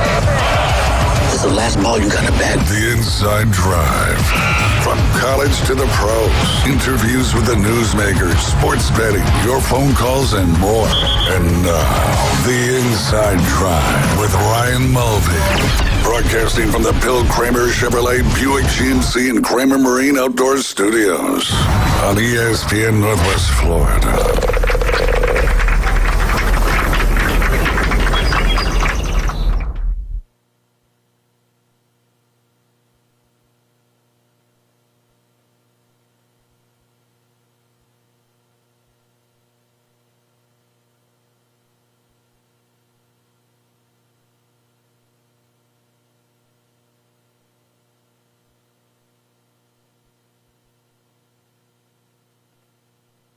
ESPN Northwest Florida presents the Race to Talladega. Win a pair of tickets to the 2023 Yellowwood 500. Listen mornings at 8:45 for the keyword of the day. When you hear it, text the keyword in your name to 850-215-6290. If we announce your name, race to the phones and call us back. How long it takes you to call back is your qualifying time. The top 3 qualifying times win a pair of tickets to Talladega from ESPN Northwest Florida. Good afternoon. This is Joanna with your weather forecast from ESPN Northwest Florida on this Thursday. Possible thunderstorms and mostly sunshine the remainder of the day with a wind around 10 miles per hour out of the west-southwest and 88. Tonight, look for a possibility of thunderstorms and mostly clear skies with a temperature near 76. Tomorrow, a high around 88 and a mixture of mostly sunshine and possible thunderstorms. This weather forecast is brought to you by Earthworks of Northwest Florida. Thank you for keeping that dial on ESPN Northwest Florida. Rely on it. Los Rancheros has been doing it right for 20 years. Los Rancheros brings a top-shelf dining experience to you with the opening of their beautiful new building. Watch all college and pro games on Los Rancheros' 14 large-screen TVs with great drink specials daily from 2 to 5 and during all the games. Los Rancheros, the place for live sports and great food on 23rd Street between Jenks and Harrison.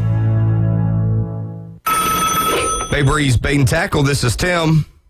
Do y'all sell bait? Yes, we seasonally stock live shrimp, live bull minnows, live sand fleas, live fiddler crabs, earthworms, night crawlers, crickets. We also stock frozen shrimp, sand fleas, mullets, squid, pre-rigged ballyhoo, bonita, stingray, cigar minnows, Boston mackerel, Spanish mackerel, and a few other miscellaneous baits. It's worth the drive to buy premium locally sourced bait from Bay Breeze Bait and Tackle, located directly off Highway 98 on the west end of Panama City Beach. Welcome to the Inside Drive, the next big thing. It's a big, huge, giant deal. Sports betting, huge reactions, your calls and real-time coverage of the stories you're following. Broadcasting from the Bill Kramer Chevrolet Buick GMC and Kramer Marine Outdoor Studios on ESPN Northwest Florida. Hot air, so hot it hurts. It's kind of like Thunderstruck, right? Wait till it hits the main part. Oh, And welcome back. You're listening to the Inside Drive live here on ESPN Northwest Florida, sitting inside the Bill Kramer Chevrolet Buick GMC and Kramer Marine and Outdoor Studios. Before we get to picking our playoff berths for the NFL, a couple of housekeeping things. A little breaking news came out earlier. This is an interesting one. Thank you, Keith, for sending it to us. Bill Belichick and longtime girlfriend Linda Holiday have broken up, which people break up all the time, but the reason why this is a big deal is because now the Patriots executives are on edge because the report says there is a concern of what Linda might post about online after the breakup.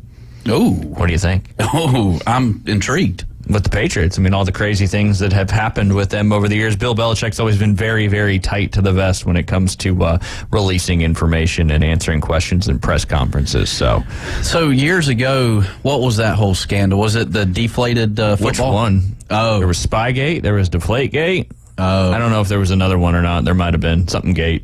And this new girlfriend may unleash a whole new... we shall find out. Yeah, we shall find out. Also, your Atlanta Braves, Jay, are on a 3-game losing streak. But what's wild, we talked about it yesterday, Matt Olson has hit a home run in 3 straight games, and he hasn't hit a home run in a long time prior to that. And each game he hits a home run, and the Braves are losing. Don't hit a home run tonight, right? Yeah, it's like those kind of coincidences. I mean, they're obviously just coincidences, right? But you can't help but to think that he's now leading the league with 46 home runs, 2 over Shohei Ohtani. Is he shut down for the year, David? Shohei? I think he's still hitting. Okay, I think until they're not pitching. Yeah, I think he's still hitting. But they were talking about getting the surgery, right? Yeah, okay. Tommy John, fix that UCL.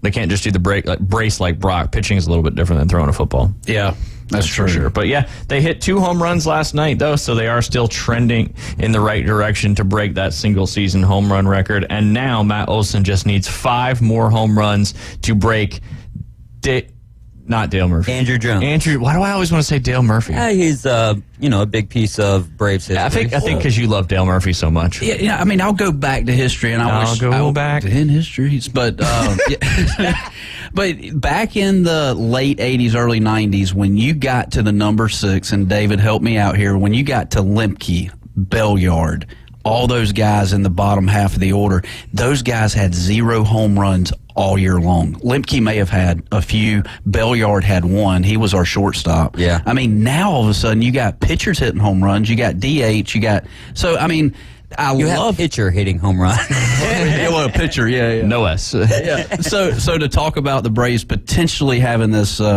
deal where they win the home run franchise, it's not surprising to me at all. It's like 7, 8, 9. Oh, you just wished as a Braves fan to get back to number 1, 2, and 3, like Pendleton, Justice. You had all those guys, but it fell straight off the map once you get to the batting order of 6 or 7. What do you think? Most lineups do too. Yeah. And that's kind of the crazy thing is you look at our 1 through 5 and they're top of the league, but then as you mentioned, 6 through 9 is just as dangerous. Not as dangerous, but they can still hit the long ball down there as well. Right. Yeah. Right. So, anyways, and what do you think that's a testament to? Man, I don't know. The organization bringing in the right people, right farm system, all that stuff? Maybe. Now, I know Lemke and Belliard were every bit of maybe 5'5", 5'6". No, I'm talking about why now are they so solid from top to bottom? Yeah, I mean, we could maybe technology, lifting weights more, all that fun stuff, I would think. That's my thoughts. What do you think, Ryan? I just think the Braves have done a really good job developing a great team, great farm system, and it's certainly paying off. And when you have everybody working towards that same goal, I mean, and it's kind of crazy. You see these shifts in these sports franchises over the years. The Braves were really strong in the '90s, so were the Yankees. Braves kind of got it back again. Yankees have kind of fallen off again. So it's just everything comes in cycles. But you get the right people at the right time with the right coach, good things happen. Yep. You ready to dive into this, Jay? Yes, I am. All right, I'm excited. You ready, David? All right. I guess so. Yeah, you're sitting on go. One way or the other, we're doing it. So what we're going to do is we are going to, this is before the season starts in the NFL. I've got it on our spreadsheet here. We're going to break it down. You're going to pick who you think's going to win each division, And then there's also going to be the 3 wild card spots that you've got to pick as well for the AFC and the NFC. And then once we do that, we'll pick an AFC, NFC champion and a Super Bowl champion, and we'll see how this goes. All right? You ready, Jay? I'm ready. We are going to start with the AFC North, and I'll just give you some odds when we jump into it. Right now, I'm going to just go DraftKings odds. DraftKings has got the Bengals plus 140, Ravens plus 235, Browns plus 400, Steelers plus 500. Who are you going with to win the AFC North, Jay? Joe Burrows takes the Bengals into the playoffs. Got it. Yep. David, what do you think? I'm stuck between two teams, and that's actually going to be the Ravens and the Bengals. I lean more towards the Bengals there. And honestly, I think the Steelers are going to finish second in the division. And if I believed more in Kenny Pickett, I would take them to win the division. I think they are going to have the best defense in the AFC North and make a claim for possibly being one of the better defenses in the AFC. But because it is a quarterback-driven league, let me go with Joe Burrow and the Cincinnati Bengals. All right, I'm going to go a little crazy here right off the get-go. I'm going to take the Cleveland Browns to win this division. And what parlor shall you be visiting later? Right. I just, it's a very, very close division. I think the Browns are actually going to win. I think they're going to take the points and win and cover the spread against the Bengals in that first game. But I think it all finally comes together for the Browns. They got Deshaun Watson for a whole year. They got good weapons around them. They've got a great offensive line. Nick Chubb's playing well. One of the toughest divisions, in my opinion, in all of NFL, but we're going to shoot and go with the Browns on that one. They won a preseason game, Brian. They won a preseason game. That means preseason NFL pretty much means everything. The AFC North could be like the NFC West or NFC East was last year, where it was like the best division, the toughest division, and the AFC East could end up being like the AFC West was, where all the hype was last year around the AFC West. This year it's all around the AFC East, and they might not be able to live up to that as a division. Yeah. So all the talk will eventually subside as we have week 1 upon us. All right, let's go AFC South. Got Jags minus 155, Titans plus 350, Colts plus 600, and the C.J. Stroud Houston Texans plus 800. What do you got, Jay? I keep going back to quarterbacks. I think Trevor Lawrence has a great season in Jacksonville. There's a lot of hype going on over there on the East Coast, and I'm going Jacksonville. Absolutely. What do you think, David? I'm going Homer here. I really do think that the Jaguars are the better team. And they could end up winning it, but I don't think that the separation is that large between the Jaguars and the Titans as of now. So I'll stick with my boys and go with the Titans. Hey, you got to. Right. You got Titans. You ain't got to, but you got to. I'm going to go with the Jags in this one too. I just think they've gotten better from where they were last year, and Tank Bigsby and Calvin Ridley, some key additions to that formidable offense, and they got a good defense as well. But I agree with David. I think the Titans are going to have a lot better year than people are giving him credit for. That DeAndre Hopkins, I think he's kind of has not his second coming, but I think it's a big year for him and kind of get him back on the map. And Ryan Tannehill, I think he deserves to have a good season, maybe even get a playoff win. And receipts have been big this year. A lot of people have been returning things, I guess. And DeAndre Hopkins, much like Deion Sanders, has kept the receipts. Receipts. That's right.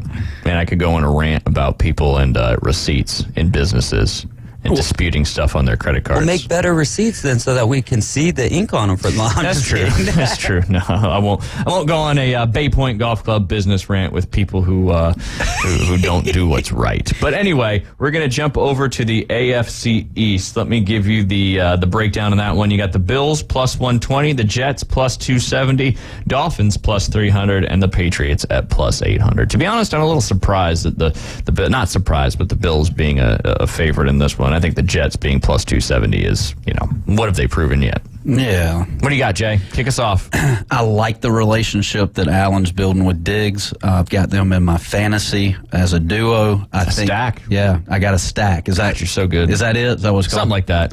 Don't ask Keith because I think he's got another name for it. Okay, but I definitely go Buffalo Bills winning the AFC East, and hang on because I may have them going a little further than that.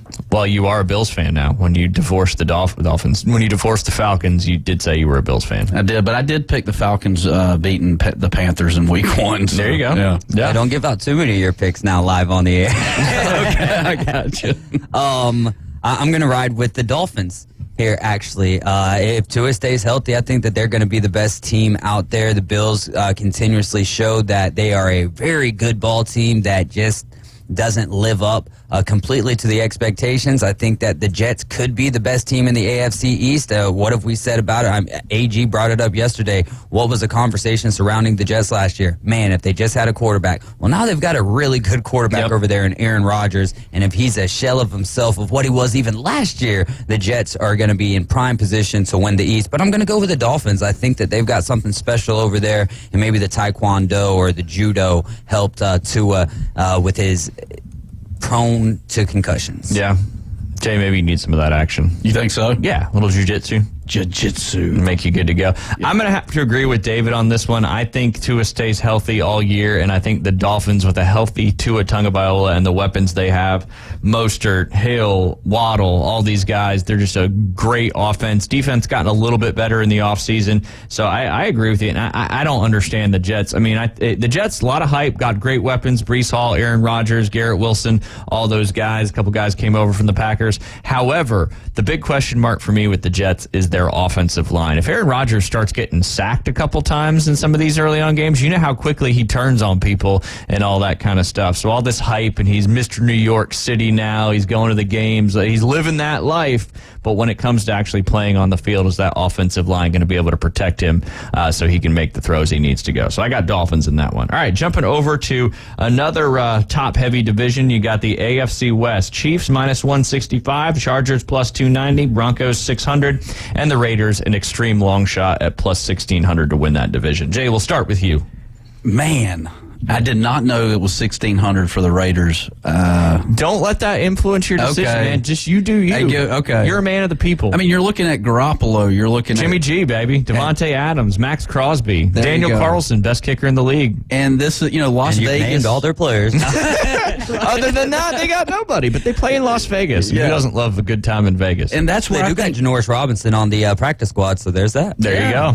I think Vegas is trying to turn their, turn it into a sports town / gambling town, and they perhaps do it this year, and they get a AFC West berth. Little AFC West. So you're going with the Raiders. Yep. That is ridiculous. I'm going with the Chiefs. All right.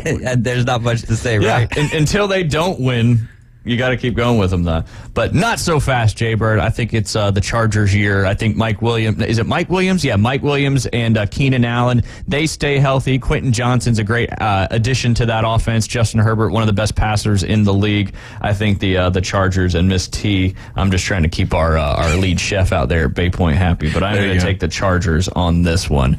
Got about a couple more minutes left, Dave. Oh, yeah, we got plenty of time in this segment. All right, let's jump over to the NFC North, Jay. You got the Lions at plus 140, Vikings plus 290, Bears plus 380, and the Packers at plus 400. Wow. What you thinking?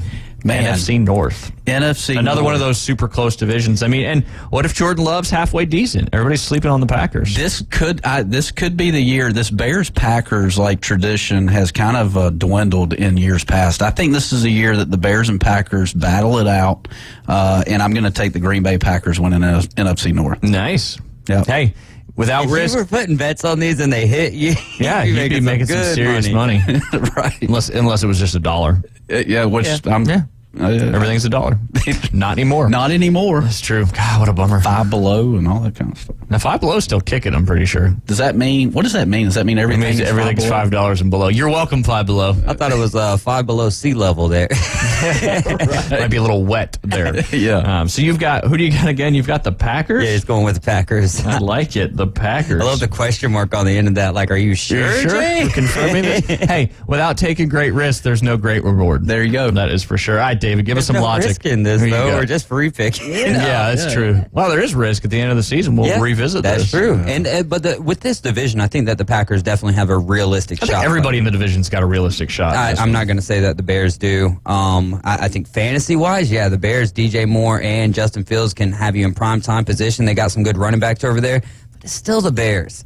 So they've got a lot to prove. I'm going to go with the Vikings to win the division again, and the Lions to finish in second place. But I'll be rooting for the Lions to win the division. Gotcha. I like it. Good pick. There's a reason, Jay, that I think the Bears are only favored by 1.5 in that first opening game this weekend against the Packers, because there's a lot of hype around Justin Fields and the addition of Moore. But are they going to still be the Bears? Are they going to get it done? I got to go with the favorite in this division. Like we mentioned earlier in the show, I think it's the Lions' time. Their fans have been waiting for so darn long to get back into the playoffs, and they got a great team, great coach, good quarterback, good receiving core, good defense, and great offensive line. They've been building this team up for many years with those early round draft picks. So I'm going to take the Lions to win this division. And you start them out tonight as 1-0? Yeah. Really? Well, I don't know about the money line, but I'm going to take the Lions with that plus 4.5. I would have loved to get it on plus 6.5, but gotcha. Week 1's the week you gotta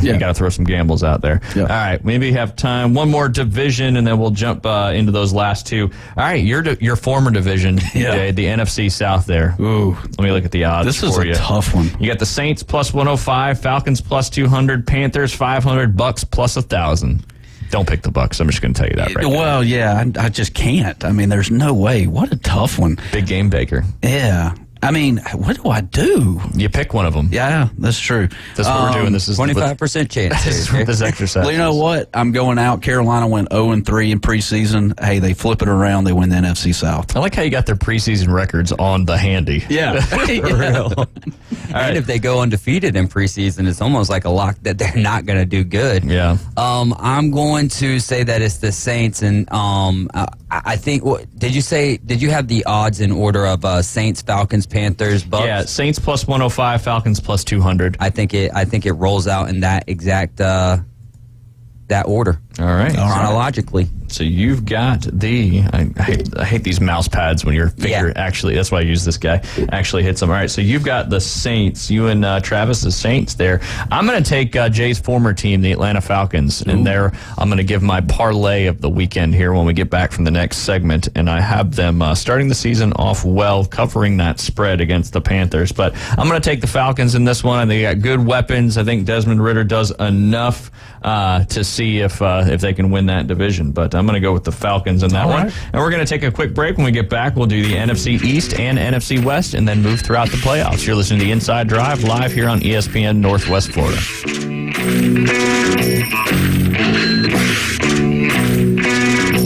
ESPN Northwest Florida presents the Race to Talladega. Win a pair of tickets to the 2023 Yellowwood 500. Listen mornings at 8:45 for the keyword of the day. When you hear it, text the keyword in your name to 850-215-6290. If we announce your name, race to the phones and call us back. How long it takes you to call back is your qualifying time. The top 3 qualifying times win a pair of tickets to Talladega from ESPN Northwest Florida. There are 3 great Barefoot locations. Barefoot on the Bay in St. Andrews, plus Barefoot on the Beach and the Barefoot Hideaway Grill, both on PCB's famous Front Beach Road. Whichever location you visit, you'll find great food, amazing specialty drinks, and the Emerald Coast best views. The football games will be on with awesome game day food and cocktail specials. And go now to barefootrestaurants.com to get a digital coupon for 15% off your entire bill. Barefoot, great food, drinks, fun, and games. With over 65 years of combined experience, Instant Replay Sports Cards is happy to help you take your collection to the next level. They carry all the new hobby boxes, signed memorabilia, and supplies, new and vintage cards, and Pokemon. They sell and trade cards and are always looking to buy. They're an authorized source for Topps, Panini, Upper Deck, and Leaf cards. Instant Replay Sports Cards is open 7 days a week at 752 West 23rd Street, down from Academy Sports, and can always be reached at instantReplaySportsCards.com. With summer winding down and another school year upon us, That Boot Store invites the entire family to shop for the widest selections of Western and work clothing in the area at prices you can afford. Don't forget to drive carefully. The roads will be busy. A reminder from That Boot Store. Open Tuesday through Thursday 9 to 5, Friday and Saturday 9 to 5:30. Next to Billboard Kia on 15th Street, Panama City. And remember, God is good all the time. That Boot Store. The locals love him. You're gonna love this. You are my favorite. It's my favorite. Everybody's favorite. The Inside Drive with Ryan Mulvey. Live from the Bill Kramer Chevrolet Buick GMC and Kramer Marine Outdoor Studios on ESPN Northwest Florida.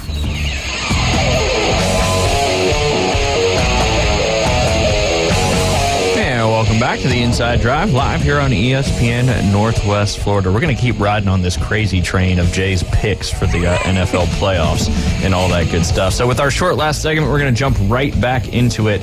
We will go with the NFC East, Jay. Another tough one to pick. Eagles right now, minus 135. Dallas Cowboys, plus 195, the New York Football Giants plus 900, and the Washington, still the Commanders, I guess, at plus 1,300. Who you got there, big boy? Oh, all right. So I'm not going Eagles. I know my dogs are up there. Can't root for the Philadelphia Eagles. I'm sorry. I do have Dallas Cowboys in my defense, in my fantasy. I think that Jerry Jones has tried to figure some things out for many years. This is his year. He takes them to the NFC East and moves them along to perhaps into the Super Bowl. We shall see. Wow. You sound like just a typical Cowboys fan. You said it was their year. Yeah. There you go. All right, David, who you got in this division? So, the NFC East doesn't have a lot of back-to-back winners. In fact, the last time that anyone won back-to-back was the Eagles in 2003 and 2004. So either that repeats itself, or we're going to get a team that hasn't won since 2011. I'm going to take... I really want to take the Giants to win the division, but I just can't do it.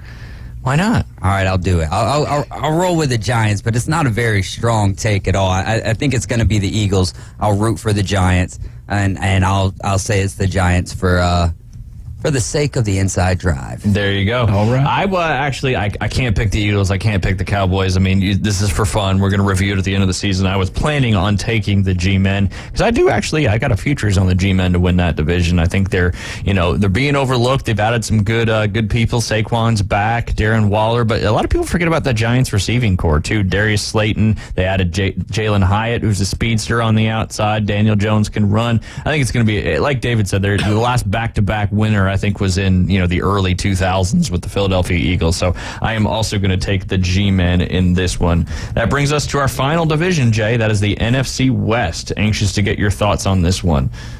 I'll get you want the odds? Yeah, if you don't mind. Okay, the Niners are minus 190, which has went up a little bit since the news broke yesterday. And the Seahawks are plus 230, and then a huge drop-off to the Rams at plus 1,000. And then your Cardinals with the lowest odds to win the division out of any other team in the NFL at plus 3,500. Now, if we're sitting here 17 weeks from now and the Arizona Cardinals decide that they're going to win the NFC West, I don't know. I'll go jump in the nearest pond. If our Cardinals win the NFC West, this world will be flipped completely upside down. I don't think that they have a shot at all at that, but they could be the Seahawks of last year. Yeah. Josh Dobbs turns into Geno Smith. Yeah. I do. I hear a lot about Geno. I'm going Seahawks. That's fair. It's a good pick. It's a good pick. All right, David Hayes, what you got? I'm going with the Niners. I would like to go with the Seahawks. I think that their defense is going to be really good this year. Would love to see Geno Smith kind of have back-to-back consistent seasons, but I think that is still the 49ers just by way of their defense first and foremost. Yeah.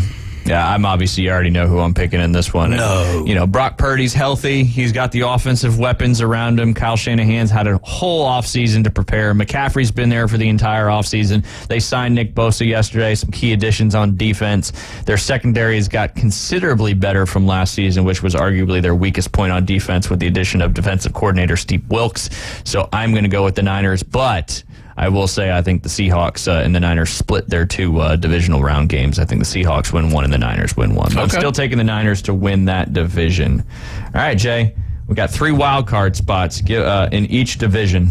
Can you handle this? Oh, 3 in each. Yeah. Okay. Conference. Yep. In each conference. I meant to say conference, not division. Yeah, we just did the divisions. Gotcha. Yeah, but Jay would have been naming off. Yeah, the same ones he just did. Yeah. Well, actually, you've made this very easy. Because we've already picked it. Yeah. I just got to go with the other 3. Now, come on, guys. You want to start with the AFC or the NFC? I'll go AFC. All right. And I know you already got him? Yeah, Okay, I do. cool. I do. I'm going to go Miami Dolphins, I'm going to also go... Hold on, I wasn't ready for you. Okay. I was impressed with how quickly you did that. Yeah. Dolphins. I'm going Dolphins, and then I'm going to go with the Titans. That's for David Hayes, behind the glass, DJ David Crockett. And then I will go... Let's go with Kansas City. Yes, cool. Let's go Kansas City. All right. Yep. David, do you need me to review your picks? No, sir. I got the Bengals, the Titans, the Dolphins, and the Chiefs, and my 3 wild cards are going to be the New York Jets, the Buffalo Bills, and the Pittsburgh Steelers. I like it. See, y'all are prepared. I'm not so much prepared. All right, I took the Browns, the Jags, the Dolphins, and I'm going to go Kansas City, the Ravens, and who else does that leave me here? Got to have another team from the East, right? Unless you're not believing the hype. The hype of the East. Where'd my spreadsheet go? This is so hard. And the Bills. I'm going to go the Bills, the Ravens, and the Chiefs in those 3 wild card spots. All right, over to the NFC side. I'm going to let David go first this time. All right, I got the Vikings, Saints, Giants, and 49ers all as division winners. So I've got the Eagles, the Lions, and the Seahawks as your wild card winners. Eagles, Lions, Seahawks. Got it. Saltwater chickens. Saltwater chickens. I like it. All right. NFC conference. Let's go. Let's see. Let's go Philadelphia Eagles. Okay. And let's also go with the Vikings.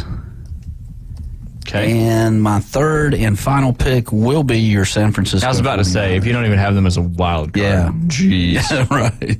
But anyway. Okay, cool. All right, now I have to make some picks. I got the Lions, the Falcons, the Giants, and the Niners. We're going to go the Eagles. And I'm going to go the Saints. And then who would be another good one? I want to do the Vikings. I'll throw the Packers in there. All right, Eagles, Saints, Packers. All right, so just to recap, we'll start with David's team.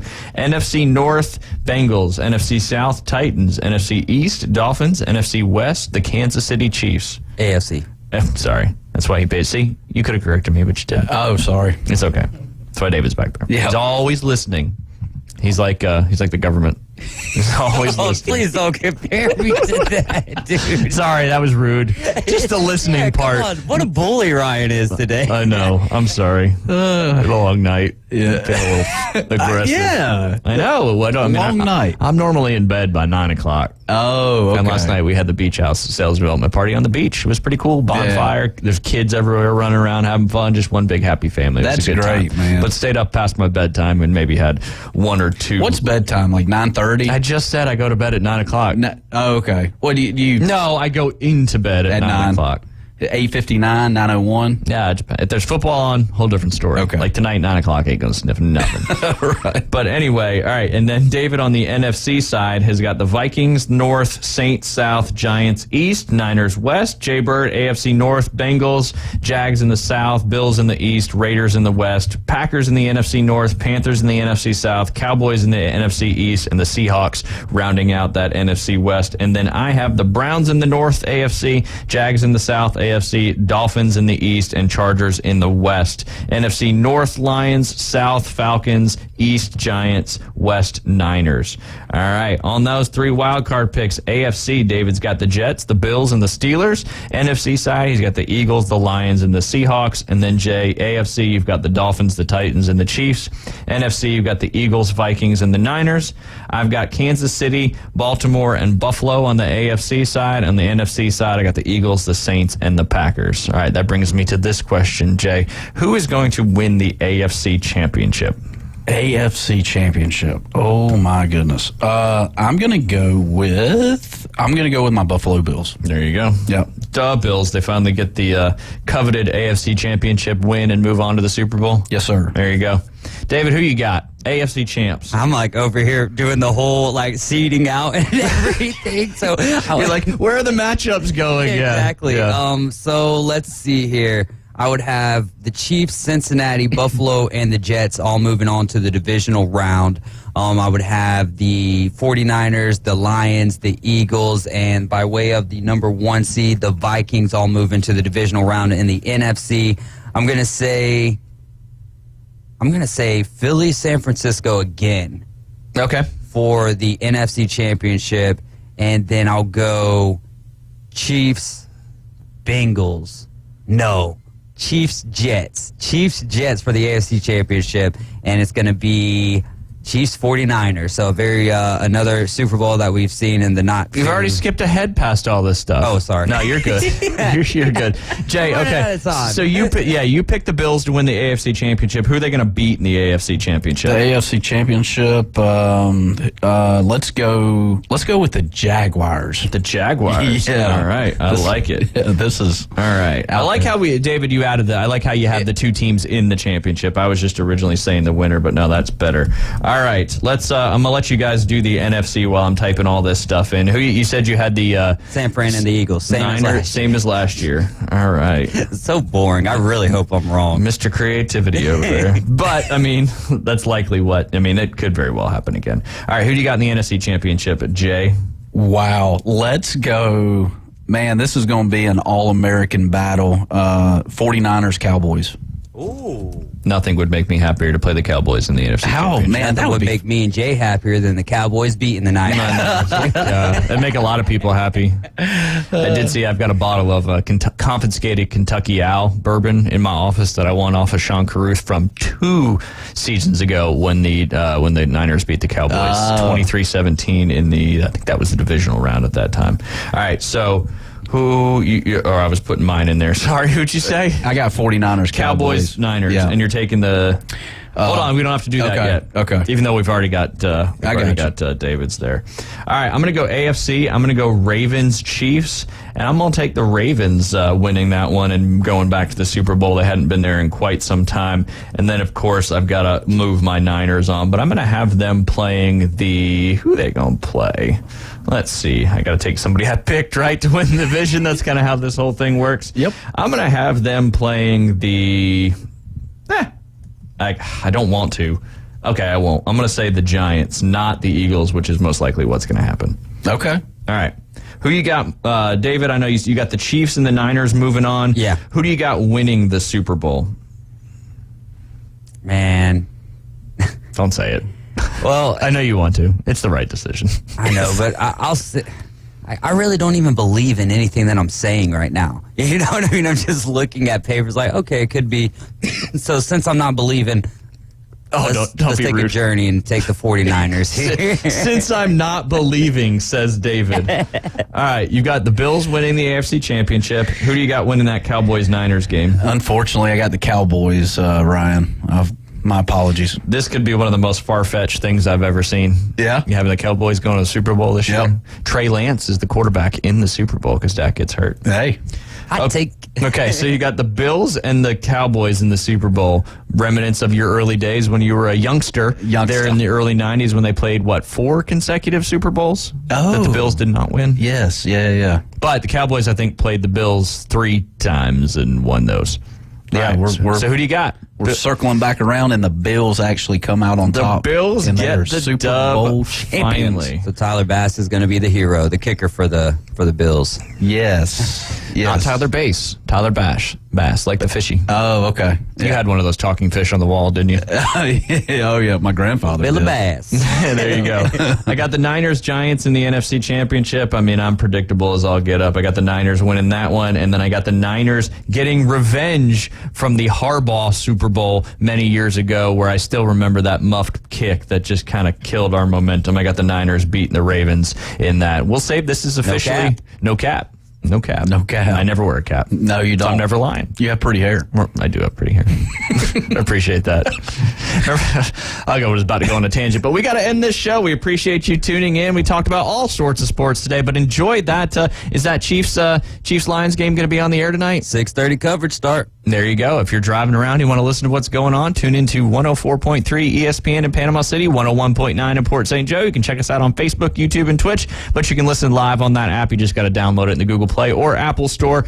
Tune into the Afternoon Underdogs tonight from 4 to 6 p.m. as he probably won't be picking the Niners to win the Super Bowl on his show. Who knows? We may never know. It's a crazy day. It's Thursday, although Jay thinks it's Wednesday. Right. The Labor Day holiday will certainly do that to you. We appreciate you listening, and we'll be back tomorrow at 11 o'clock. You're listening to the Inside Drive live here on ESPN Northwest Florida.